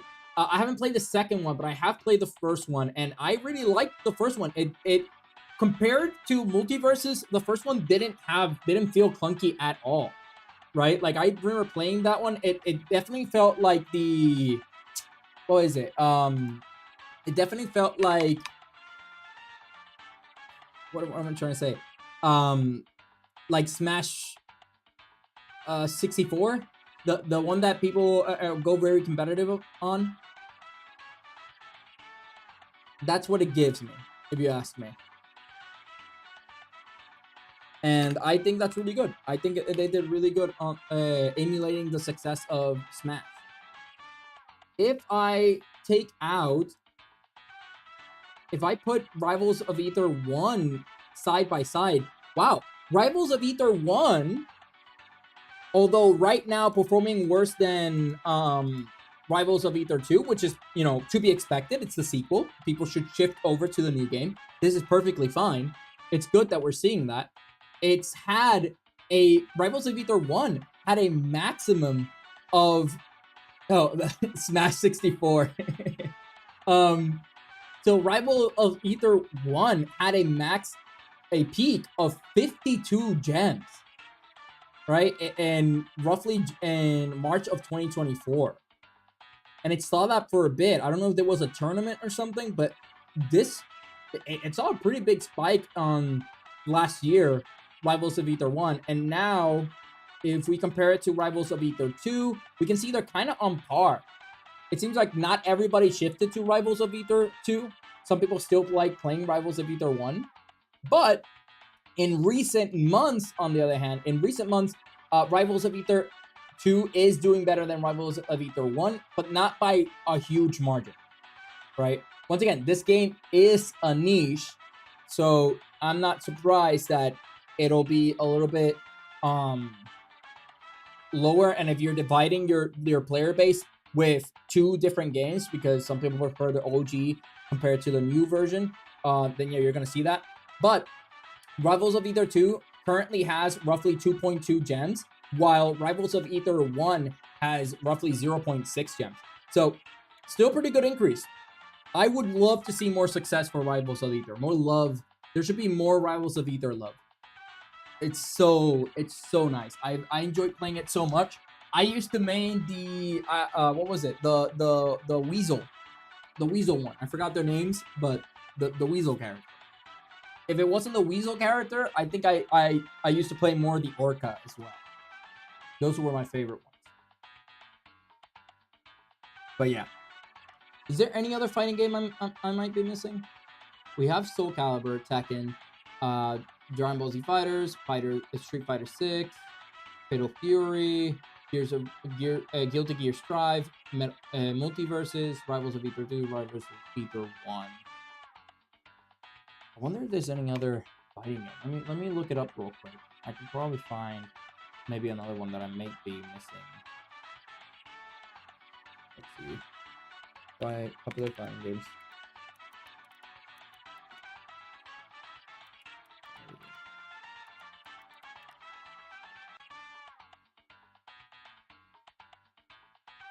No, it seems like I got them. Oh, Mortal Kombat. Mortal Kombat. That's the other one I'm missing. I knew I was missing that. What was the most recent one that came out for Mortal Kombat? Is it Mortal Kombat 1? It was a reboot, right? Mortal Kombat 1 was the one that came out recently?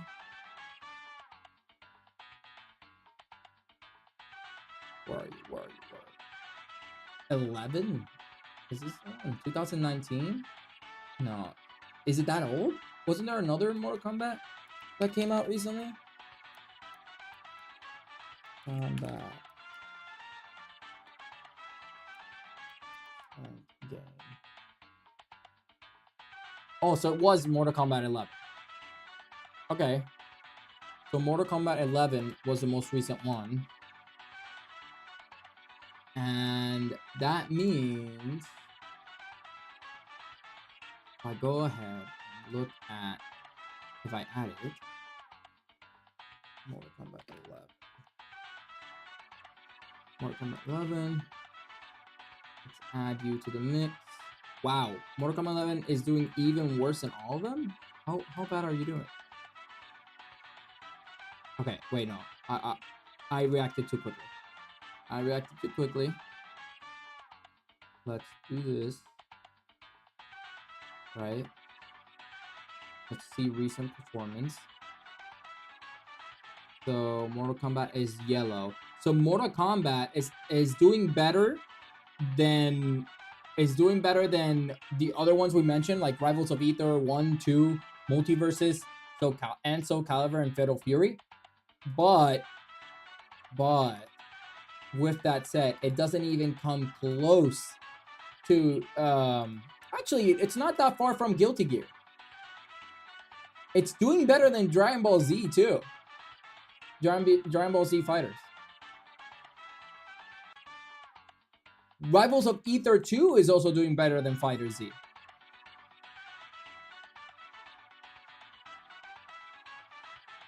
NK1 you think is the latest? But isn't NK1 or it says here that NK11 was the most recent one. When did NK1 come?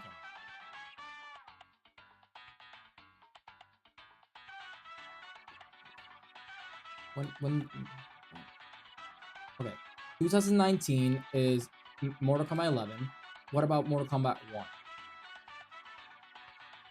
Mortal Kombat 1 came out 2023. So it is Mortal Kombat 1. It is Mortal Kombat 1. Let me switch this. Still, Mortal Kombat 11 doing that that performance is not bad. So Mortal Kombat 1. Mortal Kombat 1. Okay, so that's the one that I need to compare it. Let's add it to the code.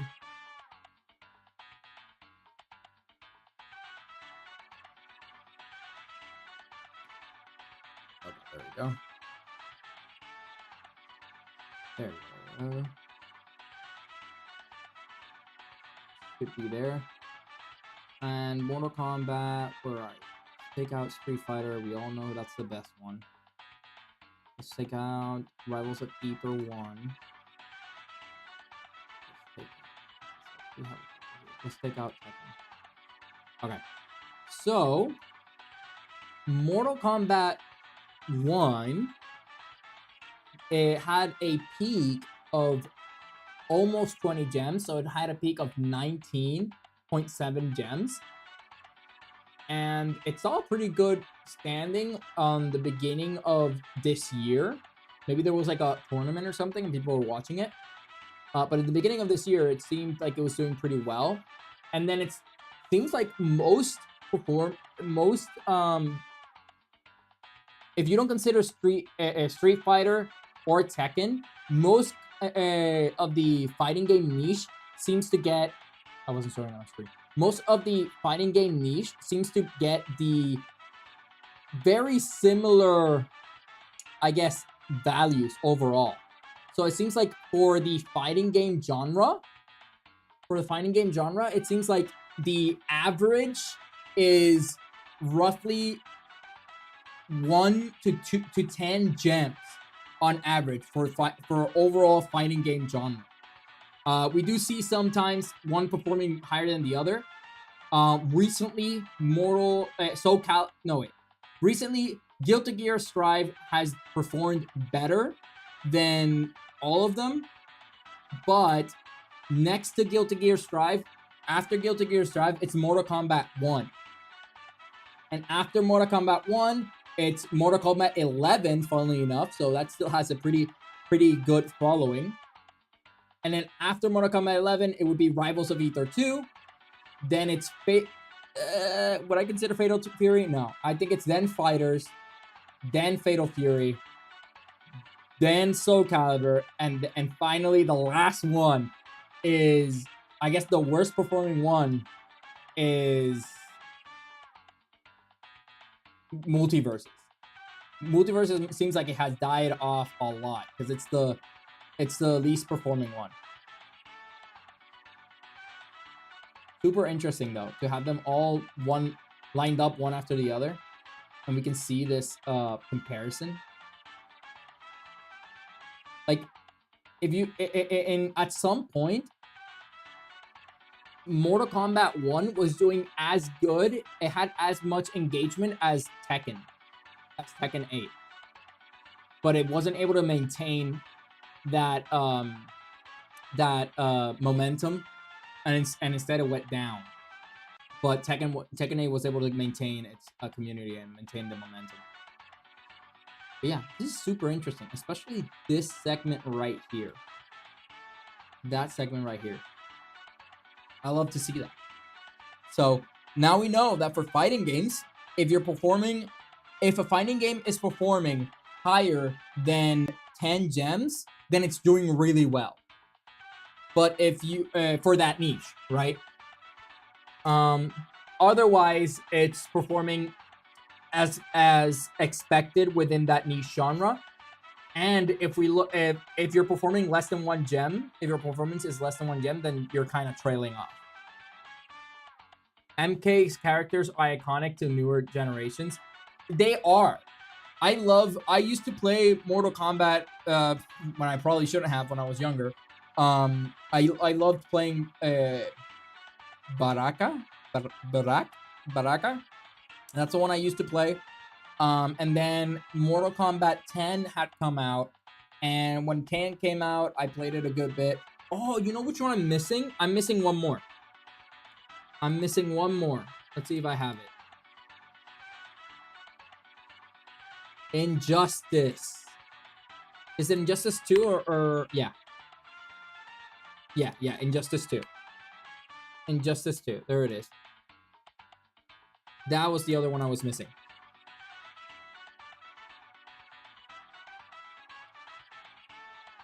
So I don't have a bunch of data from Injustice 2, but we can still compare it to its recent performance.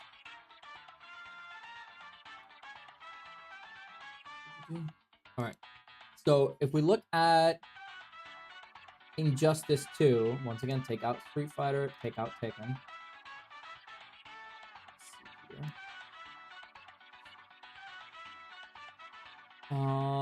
Let's take out Guilty Gear. Damn, it doesn't seem to be doing that well. It's doing barely better. It's doing as well as Rivals of Ether 1.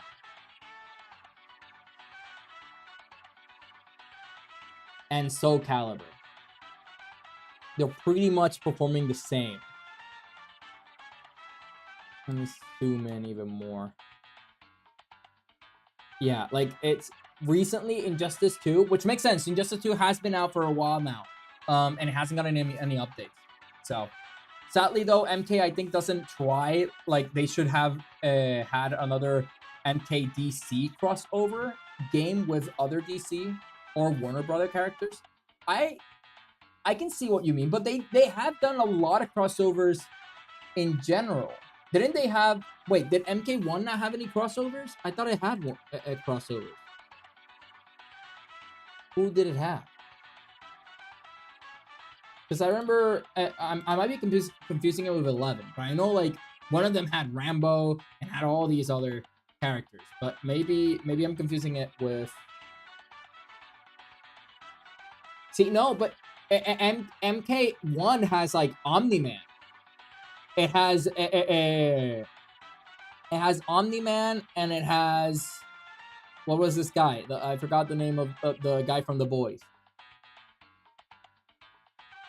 I forgot the name of the guy from The Boys.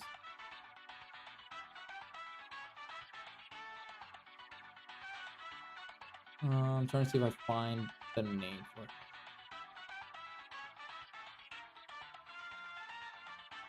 But you're right. I'm looking at it right now, and they didn't really... They brought a lot of their older characters, like OG Mortal Kombat, but they only brought... Basically, the only crossovers they really had was...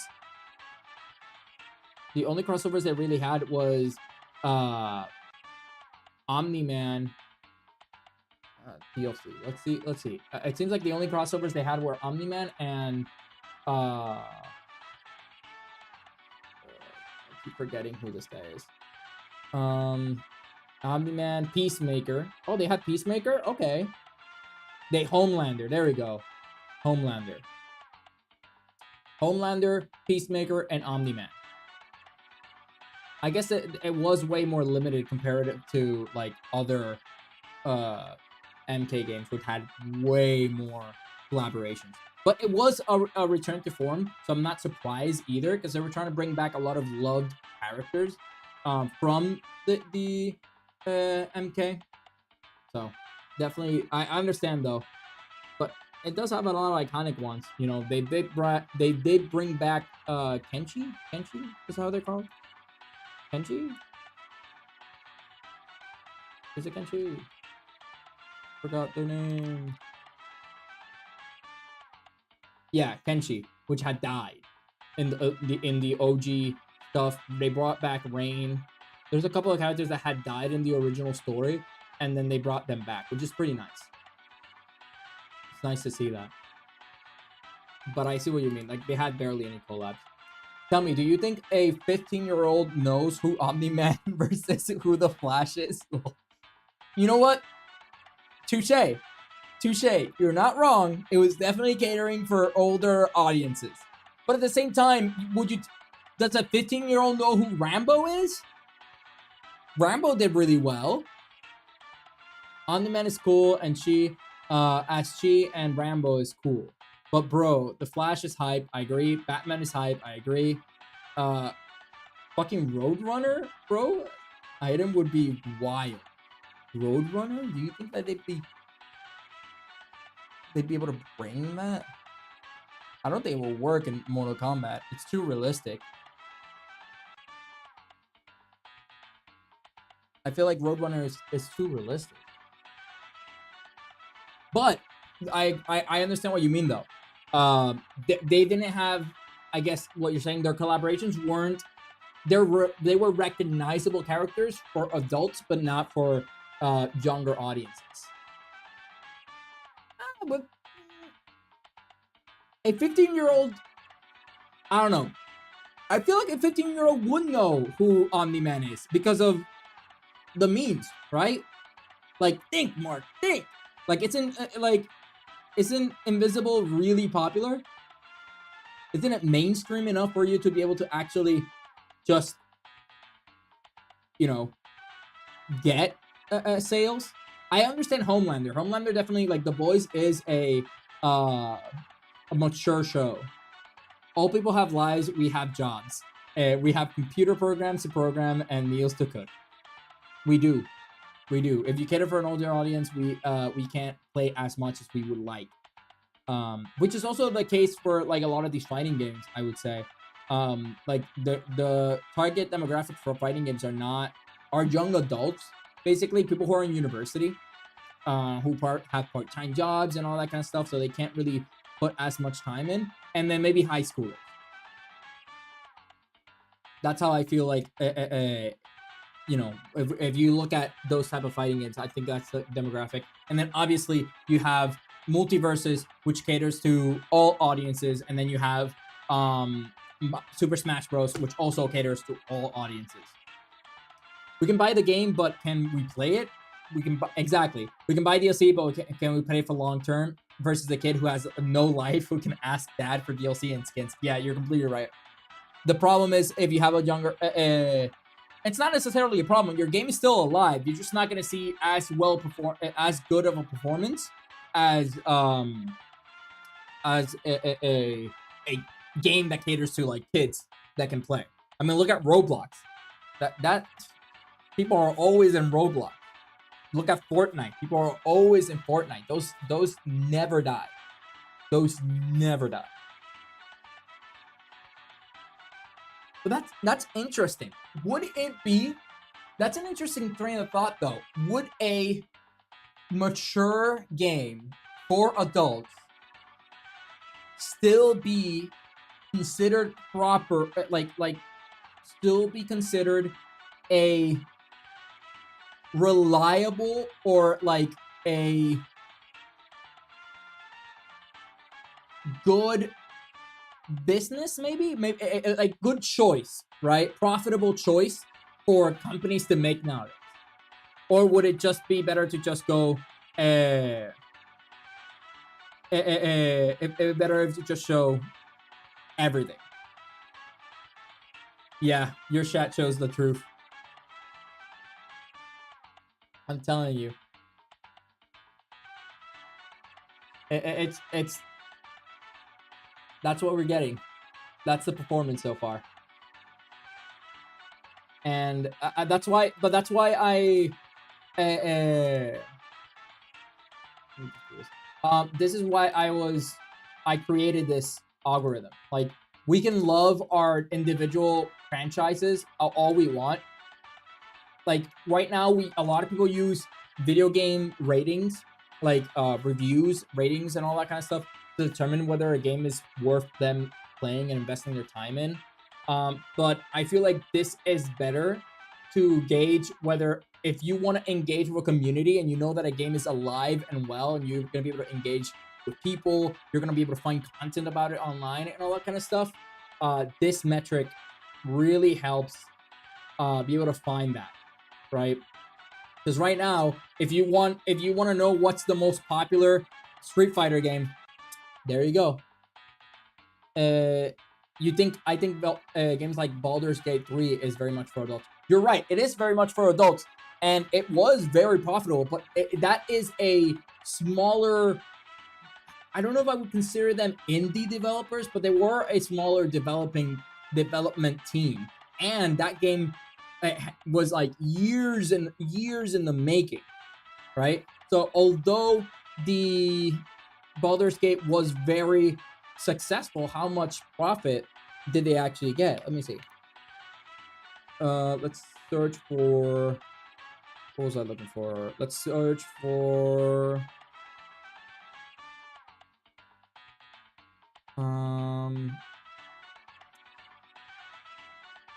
Baldur's Gate 3 Baldur's Gate 3 profit or revenue. reported a pre-tax profit of 249 million euros and a revenue of 427 million euros. But they gained 200 something million. There it is. Larian Studios profit after releasing it. It's in euros. It's not in American dollars, USD. But it says here that Baldur's Gate 3 earns over $250 million in profit for Larian Studios in 2023. That's in 2023 when it was in its peak. How much? And that's profit, right? That's already taking into account the cost of making the game. And it says here that they had a revenue of 427 million, which means that they doubled their money. The money invested, they managed to double it, which is really good, especially for how long it was in production. How long was Baldur's Gate 3 in production?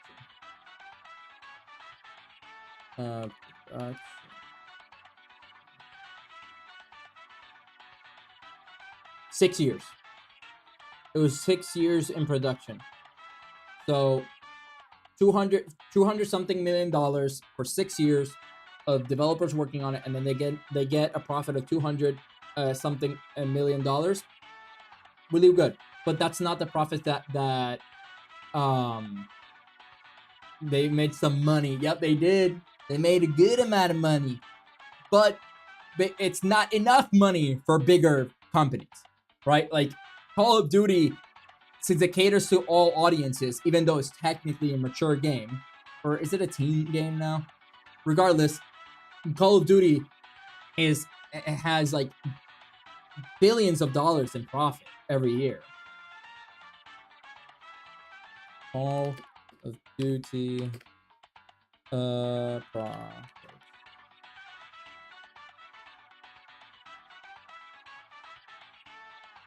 Let's see. So let's put per year. Per year. So according to this statistics, let's look at that.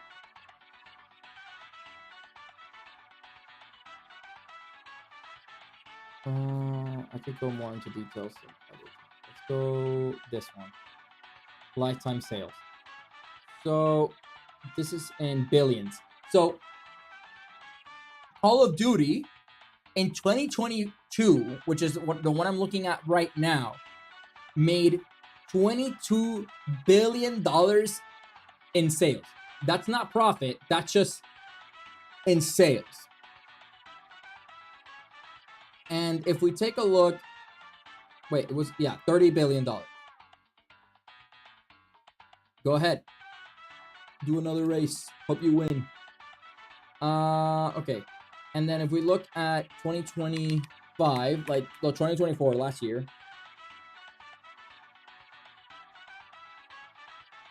Stellar Blade. We can check Stellar Blade.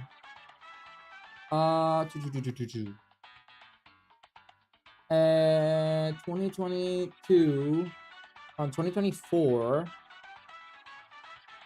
best-selling franchise, Game Pass.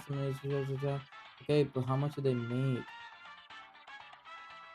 1.68 billion. October 2024. But this is only when it sold, when Black Ops 6 came out. You're not giving me the whole year's income. I guess they're not revealing that. All it says is that they lost $300 million in sales because of the Game Pass, but that's like, you can't really count those. People who play your game through Game Pass might not necessarily have bought it. But still, let's just, looking at numbers for 2022, I can only assume it's either gone higher, way higher, or it stabilized itself a little bit. But seeing roughly $30 billion in I'll show the graph though. Where is it? Where is it? I saw it here. Yeah, here it is. Let me show the graph on screen. Da-da-da-da.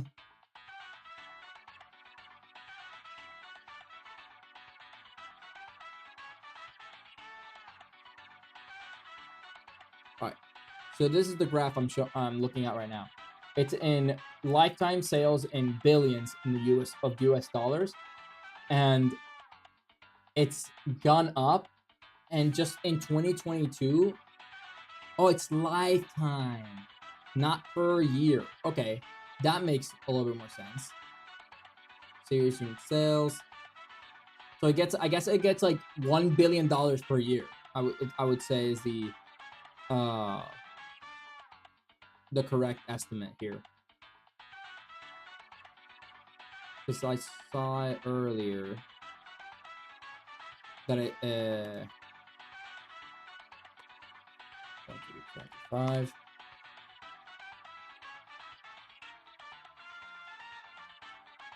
Yeah, this article here, how much the Call of Duty 2025 make. And it says here from 15 to 20, that's valuation, 3 billion in annual revenue. $3 billion. So compare $3 billion to the whole reason I was talking about this. Compare $3 billion to the $200 million in profit and almost $500 million in revenue that Baldur's Gate made. It's a successful game. By all means, it's a successful game. But it's not the type of success or the levels of success that these big corporations want, because they spend way more money on their games. So let's go ahead. I'm gonna go ahead. So that was the basically every single fighting game. Very interesting to see them side by side like this. Very interesting to see them side by side. I wish I could save this.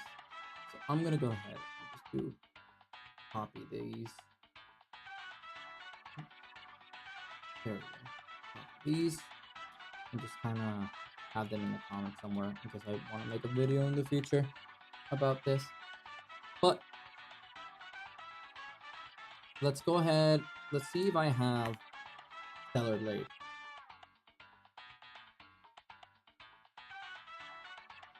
Stellar Blade. Let's go check.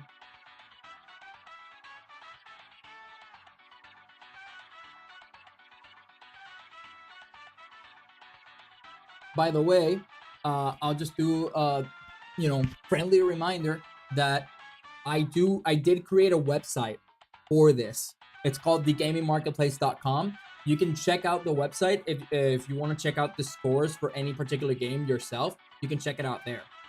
As a video game commentator that watches everything burn slowly, just downsize companies. Law. I agree. I completely agree. Like, companies should not. What we've been seeing, I mentioned it in like last week's news segment, but basically what we've been seeing is that companies have grown too large and they can't sustain themselves, right? Video game companies specifically in this case, right? So that's why EA needs that buyout. Even though EA is getting revenue, EA wants to get that buyout, because it means that they don't have to worry about public performance, right? They no longer be a public company.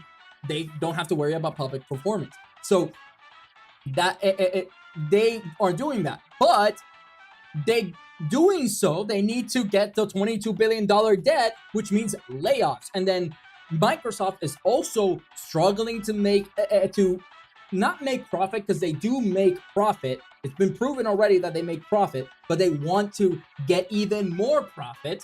So what they end up doing is, once again, even more layoffs or increasing the prices of their products, which is what we've seen with the PlayStation, sorry, not the PlayStation, the Xbox controllers. We've seen it with the Xbox consoles themselves. And now the Rogue Ally being $1,000, the Xbox Rogue Ally X being $1,000 for a handheld.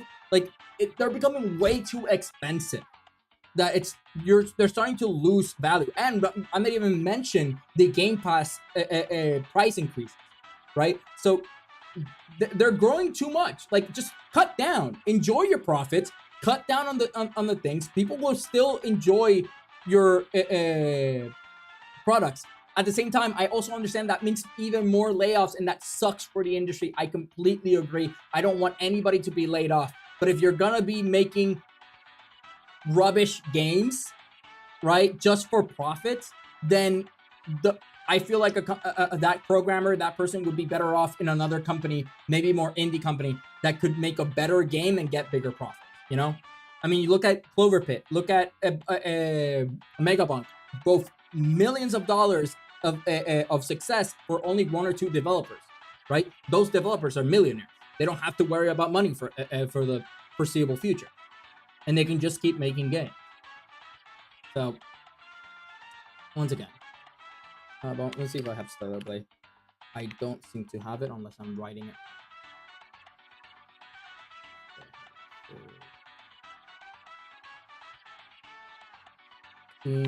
DB. But yeah, yeah. But what I was saying is, like, you can go to.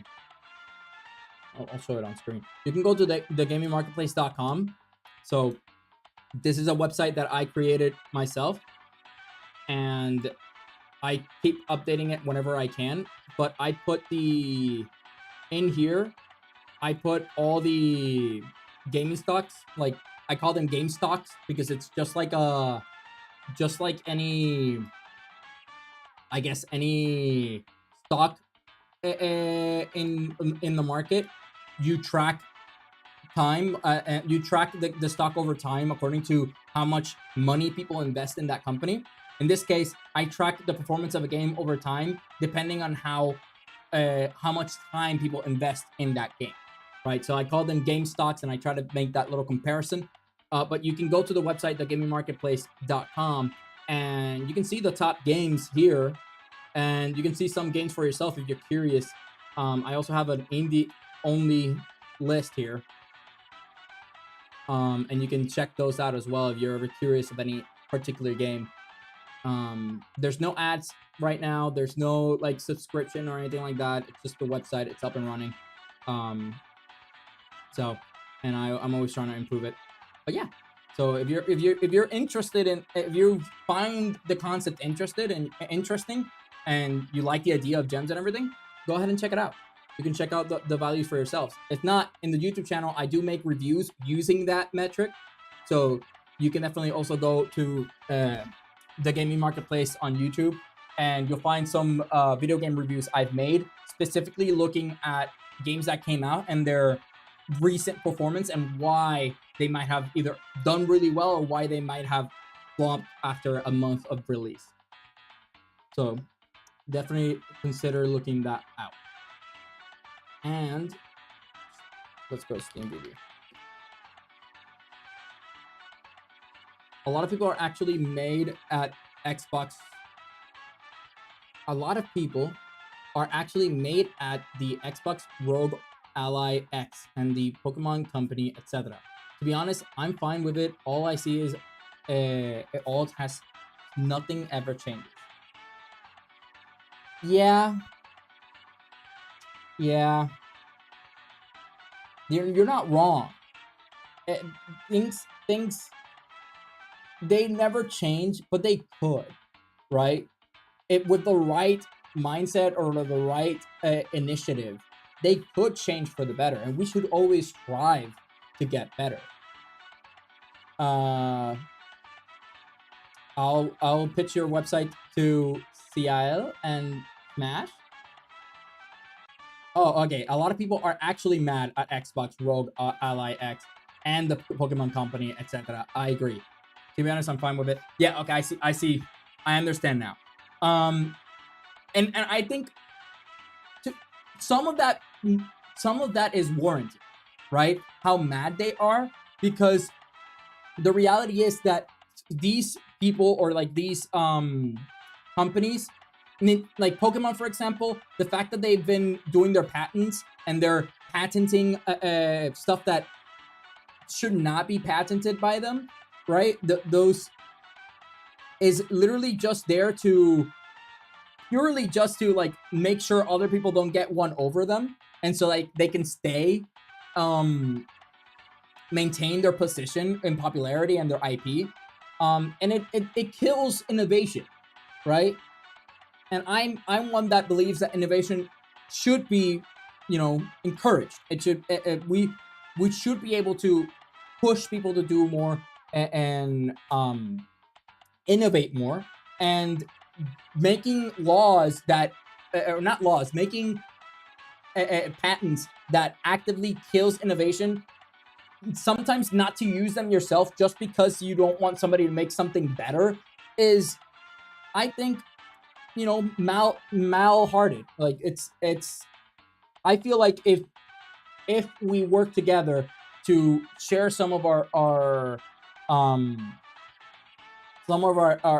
like in this case with video game concepts, the best example I can throw is the Nemesis mechanic from Mordor. I forgot the game. It was that um Shadows of Mordor.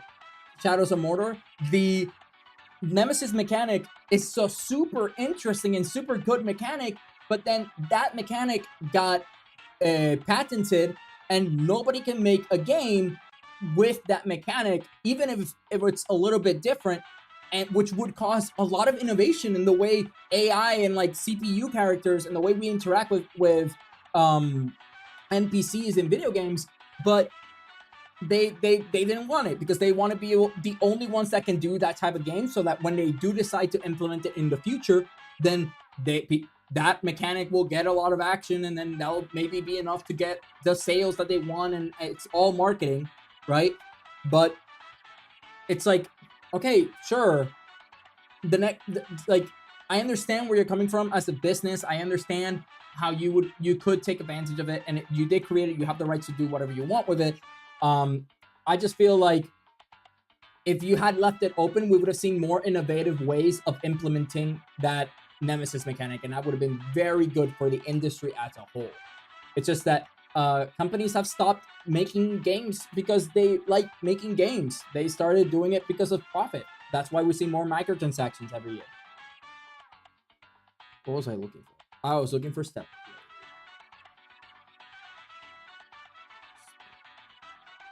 Wait, okay, so it is written how I.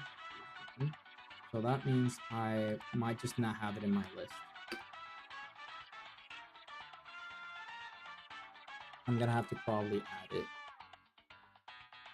So I'll have to look for the game code. Yeah, this time. And I'll have to add it later. It's wrong, but it shows that the character and ideal of the person in charge. Now, in good faith, would you buy from people who do these things? Now, in good faith, would you buy from people who do these things? The answer is that I think that for everybody, we can all act high and mighty, and we can all say this is what an ideal world would be, and what we think is best, including myself. But celebrate with the mods make a grown man blush. Yep. I can imagine. Unfortunately, I don't have the gems for that game yet. I'm gonna have to add it to the list. Regardless, you would still buy a game, very likely, if the game is fun, if the people enjoy it. That's the reality of it all. That we hate microtransactions, but we still partake in it. We still buy through microtransactions, right? People always say we should talk with our money, talk with our dollar, but the reality is, when push comes to shove, we don't.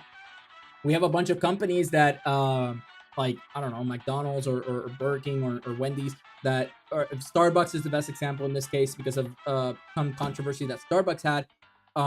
People wanted to boycott Starbucks, and unfortunately, People still went, still bought Starbucks. They did see lower sales, but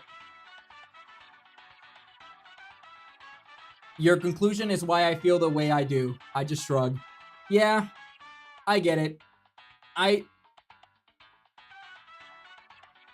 get it.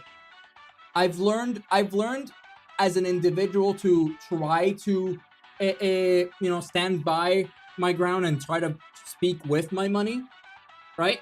But I am influenced by the people I have around me, right? So let's say I don't want to play Call of Duty because I don't they did something and I don't want to support the company or whatever, right? Or let's use Blizzard, who has had a lot of controversy with them recently. I would say, oh, I'm not gonna buy any games from them. But the moment my friends start playing a game, they're having a lot of fun playing a XYZ game, it's gonna start getting hard. Because if it's not a motion that everybody can do, it's really hard for the individual to do. And like you're saying, uh, it's hard to make waves. But using that same Starbucks example, this Starbucks did see loss in sales, right? A lot of people did cave here and there, but in general, they did buy less. So they did see it affected, and thus they did change some aspects of the things for the better according to what people wanted, right? And the same thing can be said about Battlefield. Battlefield, was it one? It was the one that one of the Battlefields where they announced it, and they literally said, "Oh, if you don't like our game, then just don't buy it." They had some of the worst sales ever for that game.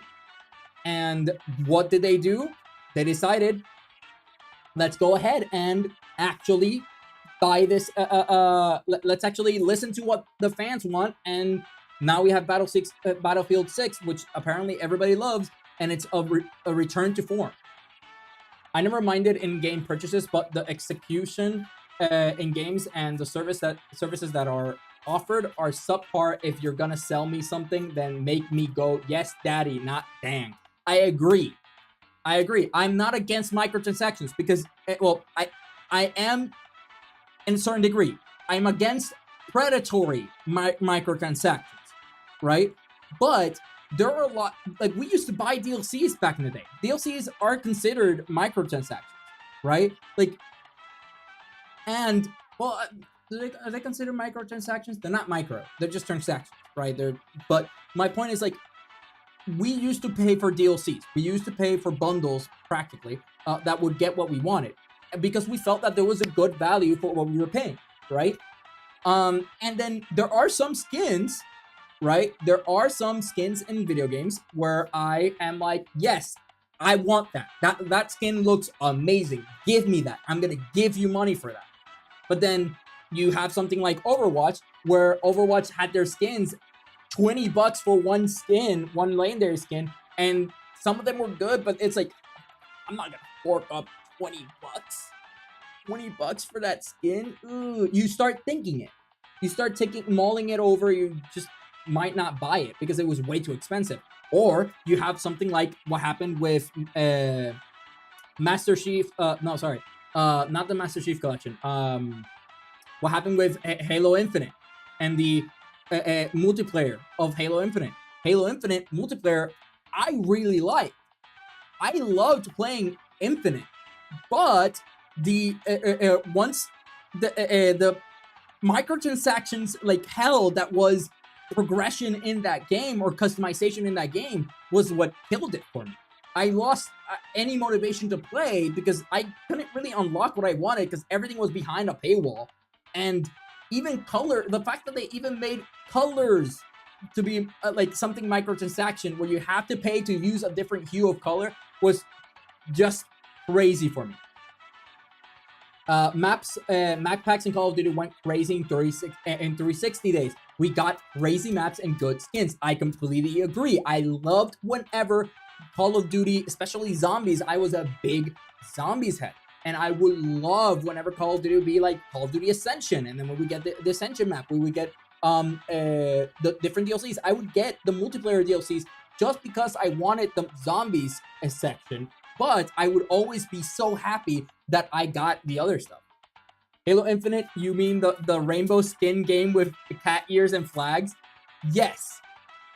But that game, you had to pay so much to get that rainbow skin or to get that cat ears or the flag or whatever. Like, you had to pay individually to get those. There was no way of you getting them naturally through progression in the game.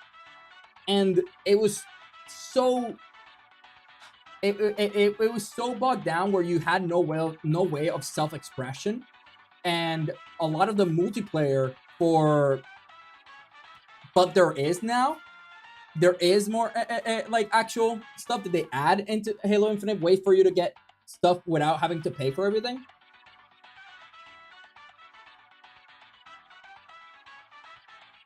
That's crazy. I haven't played it since basically since launch, or at least a couple months after launch. Halo Infinite started my YouTube channel. I was so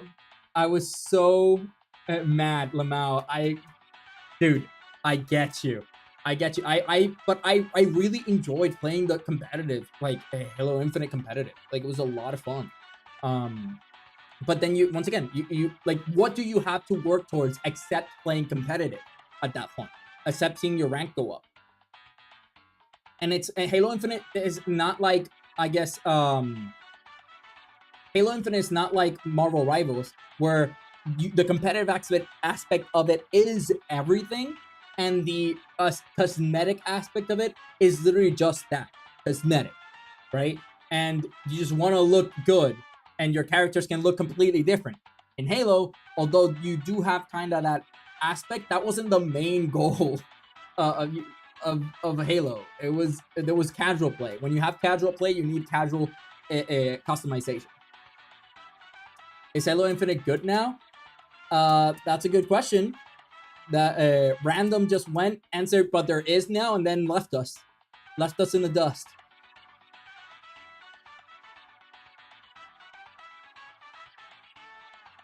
And once again, I mean, I think it is. It did get a resurgence though. I did hear that they were able to, like, they included Forge again. They included a lot of things to the game again, and it might be worth it to come back into it now. But I don't know. It's been so long. It's hard to come back after you've been, after you've been hurt, after you've been betrayed. It's hard to come back from that. Marvel's got booty though. It's got a cheat code, dude. That's called being a Chinese game. Chinese games don't care about gooner baiting. They do not care about that. Look at any look at Genshin Impact. Look at fucking Zenless Zone Zero. All made by the same company, but like, look at them. Honkai Impact. Like, Chinese game, super gooner bait. And then now you look at Marvel Rivals, gooner bait. I think like there's so many games that are by Chinese companies that are just so quick to gooner bait people. There was an update that lets you get in-game free points to purchase customizations. My main strife with Infinite was the lack of free options, because the gameplay was very fun to me. Exactly. The lack of free options was the issue. So you're telling me that they added free options. So now we can actually get points if we play the game. Interesting. Master Collections versus Master Chief Collection versus Halo Infinite and Gears Reloaded. What I remember from, didn't they implement the Infinity and Infinite? Didn't they implement the same like type of Battle Pass thing that they did for a Master Chief Collection? Master Chief Collection hands down. I love Honkai Impact, my dear. I'm telling you, I'll pay money. I played Honkai. I played Honkai Star Rail, and my babies. You know, like, They know what people want. Is the amount of content in that game is insane, and it's all free. A the Master Chief Collection. I completely agree. Also, Honkai Star Rail Supremacy any day. Honkai Star Rail story is really good, really good. And then Zenless is literally just Goonerbait, the game. Didn't they have a trailer for one of the Zenless Zone Zero games where it was literally just all feet pics, like just all feet, like a new character? Like they're not even shameless about it. We used to see feet pics and be like, for free, and now they do be giving out for free, man. They're single-handedly keeping Feet Finder without a job, without money. Star Rail is a good game, but too much dialogue without voice acting. Oh, but that's because of the voice acting strike. Yeah, that was because of the voice acting strike. It didn't always have like lack of voice acting. They just had to because of the strike that happened, the actor strike. One of the Mirror's recent characters has a whole camera on feet scene during her ult. Love that. Love that. It's because of the strike on port. Yeah, exactly. So, Star Rail, overall, really good. Really good game. The once again, that I support the strike that's happening, right? A lot of voice actors don't get paid enough, but at the same time, I get it. If you weren't there to play the game and the story before the voice strike, and then now you have like no voice lines for some of these things, then I could definitely see how you would not enjoy it. It would not be a pleasurable experience. But I believe the newer ones, don't like the newer chapters in the story actually have voice lines now. They just don't use the characters that don't have voice lines. I need to play ZZZ. Hey, they know how to treat a man right. They know how to treat you right over there. Oh god. Let's see here.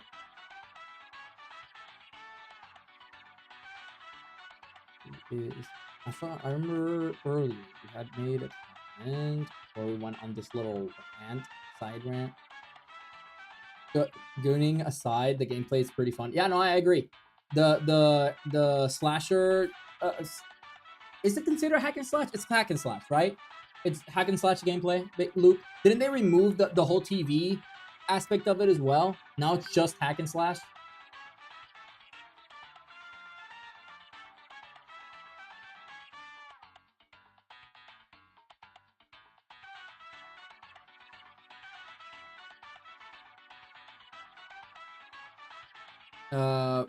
Most of the TV, yeah. Okay. So they removed a lot of that. A lot of people didn't like that minigame. I liked it. I didn't have anything against that minigame whatsoever. The mechanics sucked, so they toned it down. I liked it. I liked the puzzle mechanic of it, but I guess late I didn't play enough of it for it to start getting annoying. I guess later on it could definitely become very annoying when you just want to fight the boss and that's it. It's like it's similar to I guess what they did with Monster Hunter Rise, was it? The one that it just felt like there was no more. Is it Rise? It's either Rise or a critique that they have with Wild, where it's like they felt like there was no more story or side quest leading up. No, it's Wild. So in Wilds, in Monster Hunter Wilds, there's no leading up to the monster you're gonna fight, the big monster you're gonna fight.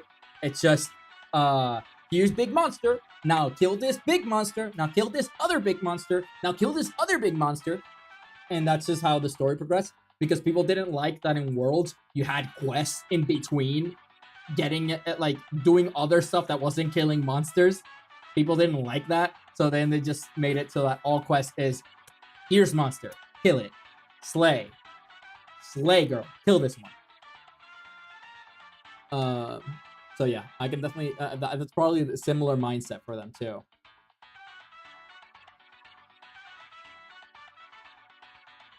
Bum, bum, bum, bum, bum, bum, bum.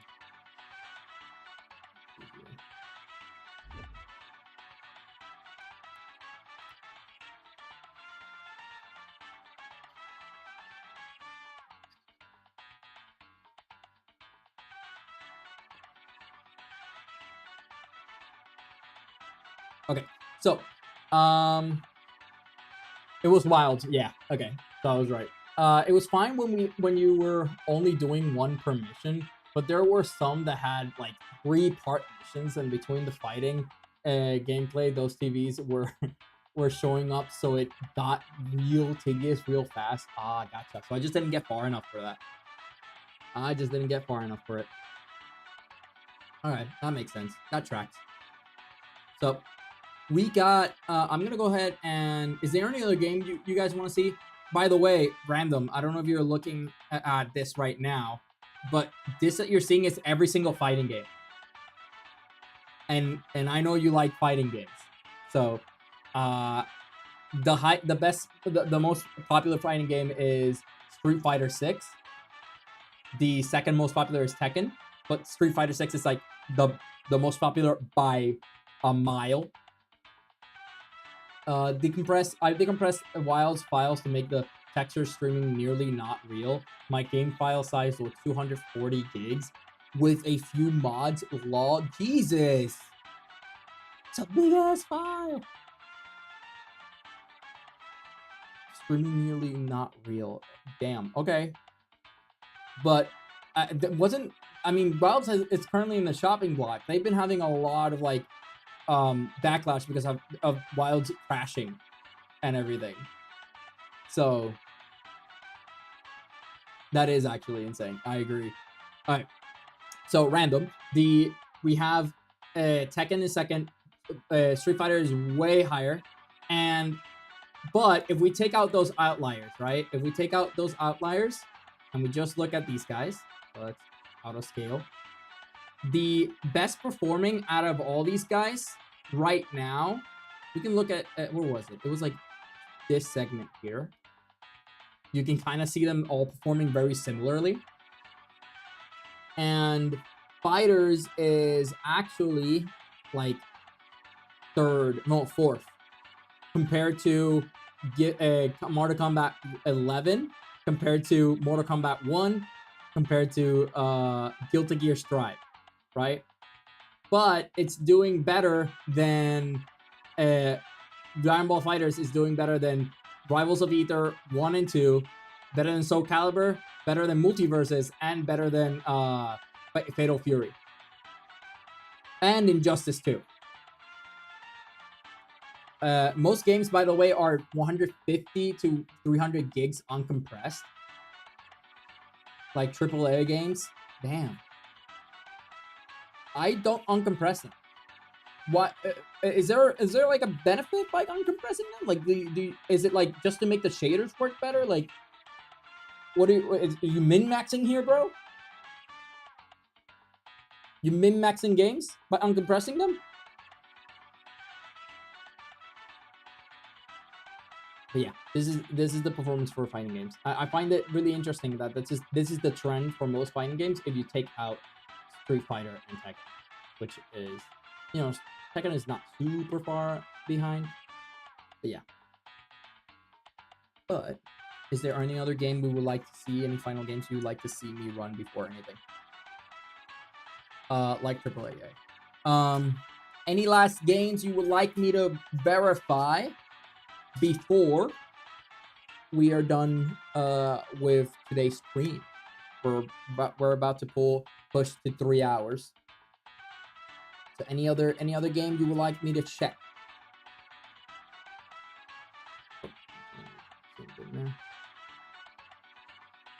We were talking about we're talking about a couple of these.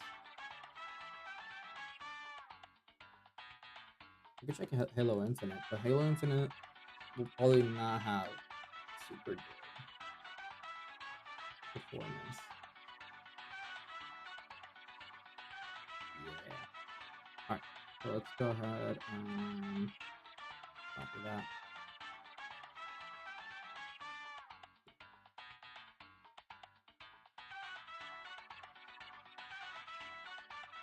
Alright, so this is Halo Infinite.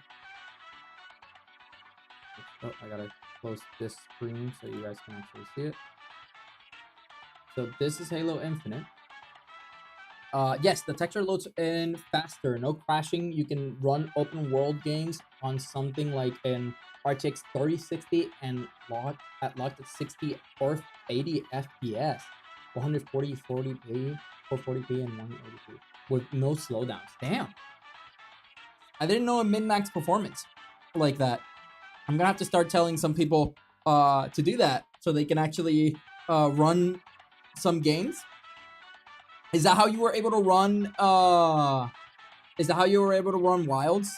Because I know a lot of people couldn't run Wilds in the beginning. I'm 100% if I remove the cell shading and uncompressed Borderlands 4, it would run good, Lamau.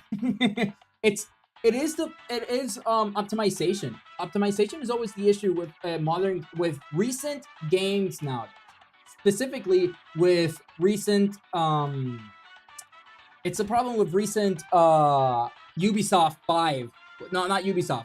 Unreal Engine 5 game. Unreal Engine 5 right now games right now are the ones that are really causing a lot of issues with everybody that's not playing on console. PC players are the ones that are encountering a bunch of like crashes from those games. Borderlands, Monster Hunter Wilds. I forgot which other game had the same issue because it was Unreal Engine 5. That's how you play Wilds. Okay, gotcha. Damn, that's a good option though. I have a friend who was struggling, but they do have a small an older PC, but they were struggling to run Wilds. If they didn't refund it, I'll check if I can do that. If I can find out how to decompress it, but they have to take a lot of memory for it. They probably would have to get a hard drive just to play Monster Hunter Wilds. But yeah, that's a lot of memory. All right, so real quick, this is Halo Infinite. So if we take a look at Halo Infinite at the start of this year, we can see that Halo Infinite was roughly seeing 12 gems, a score of 12 gems, which is pretty low for such a popular IP. But that being said, this is mostly from Steam. We're not seeing like console data here. That means that probably if Xbox data was also included here, we would see it have a higher score. But as of right now, from like a live streaming, from content creation, and from Steam player counts and stuff like that, it's seeing roughly 12 gems, way lower than its competitor Call of Duty, and it's seen that roughly 8 to 9 gems on average. And although it does go like a little bit down here, seeing roughly maybe like 7 gems on average until it goes back up again, then it goes down, and then it comes back up. And the highest peak we've seen for this game is in October. So this last week, no, 2 weeks ago, it saw a score of 42 gems. Was there an update recently? Was there a recent update with Halo Infinite? Because that's the only thing I could think of that would have made it have a spike. Nope. No spike in players. Doesn't seem like there was a spike in players 2 weeks ago. Yeah. It doesn't seem like there was a spike in players, meaning that it's probably a streamer or something. Yeah, it's probably a streamer or something that might have played the game and had a lot of viewers. How do you get your data? So right now, I get my data using the Steam API, right? So I get data from Steam API. I get my data from Twitch, and I get my data from YouTube. I get my data from Google Trends. So basically, I'm getting my data from as many factors as I can. I'm looking into. I tried contacting the creators for itch.io, the indie game website, and for Game Jolt, and I was trying to contact them to see if I could get data from the games that they sell there, so I could maybe include them into the marketplace here. And right now I don't get like direct player data from console games, mostly because they don't want you to get that. I would have to either pay a huge premium or make a deal with Microsoft and Sony and Nintendo individually for me to be able to include that statistics in here. And I do want to. I just don't have any. I don't have any power right now. Nobody knows about gems yet, but I'm hoping that as this score becomes more popular and more people try to use it and it gains more notoriety, then I can start using that to maybe make some deals with these companies, whether that is Microsoft or Sony, and be able to maybe hopefully get some data from them, because I know that it's basically just buying. They sell data anyways to other people, so it'd just be a way for me to maybe make a deal and get that data from them. And if I do, then it would help make the algorithm that much more accurate.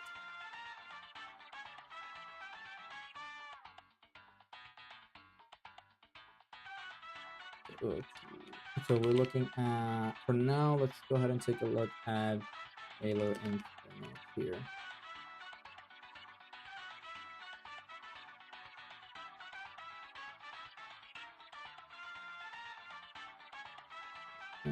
Oh, was there?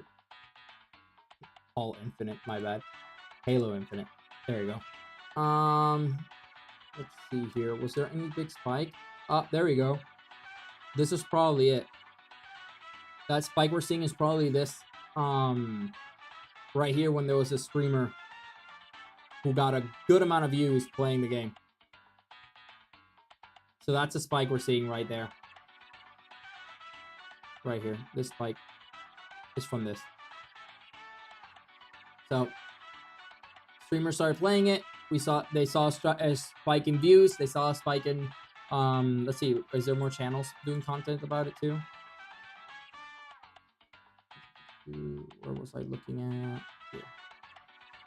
Was there more channels? No, there wasn't a real change in amount of people making content for it. Just amount of people like watching it. And the last thing I need to check is whether was there an update. There survived the undead, maybe the Halloween. Maybe the Halloween event was what brought people over, and then people started streaming themselves playing the Halloween event. That could be one of the reasons why we saw this spike, but it immediately went down. It seems like player base wise, like direct player interaction hasn't gotten that much attention. Meanwhile, it hasn't seen that huge of an increase content wise either. Like people making content and people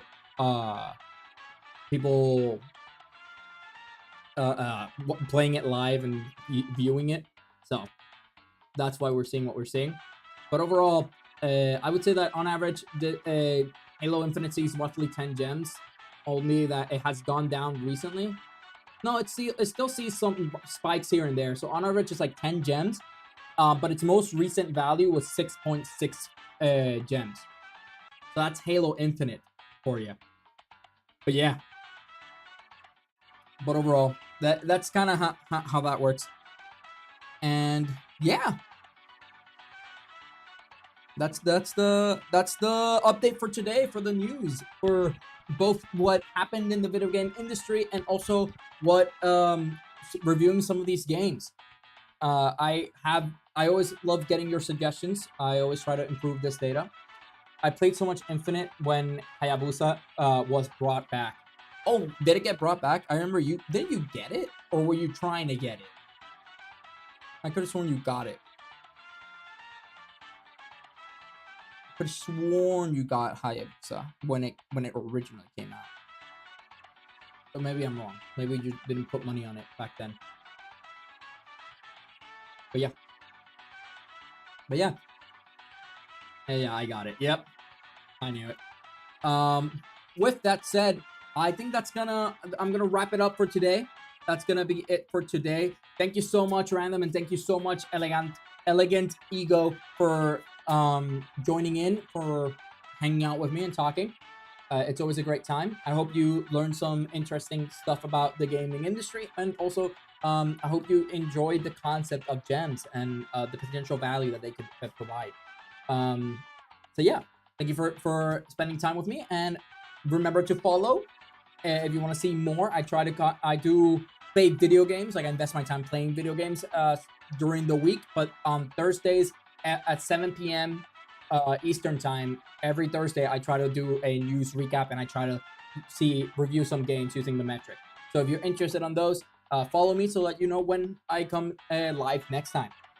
But until then, that concludes today's update of the gaming marketplace. So I will catch you guys in the next one. Thank you for tuning in. See ya.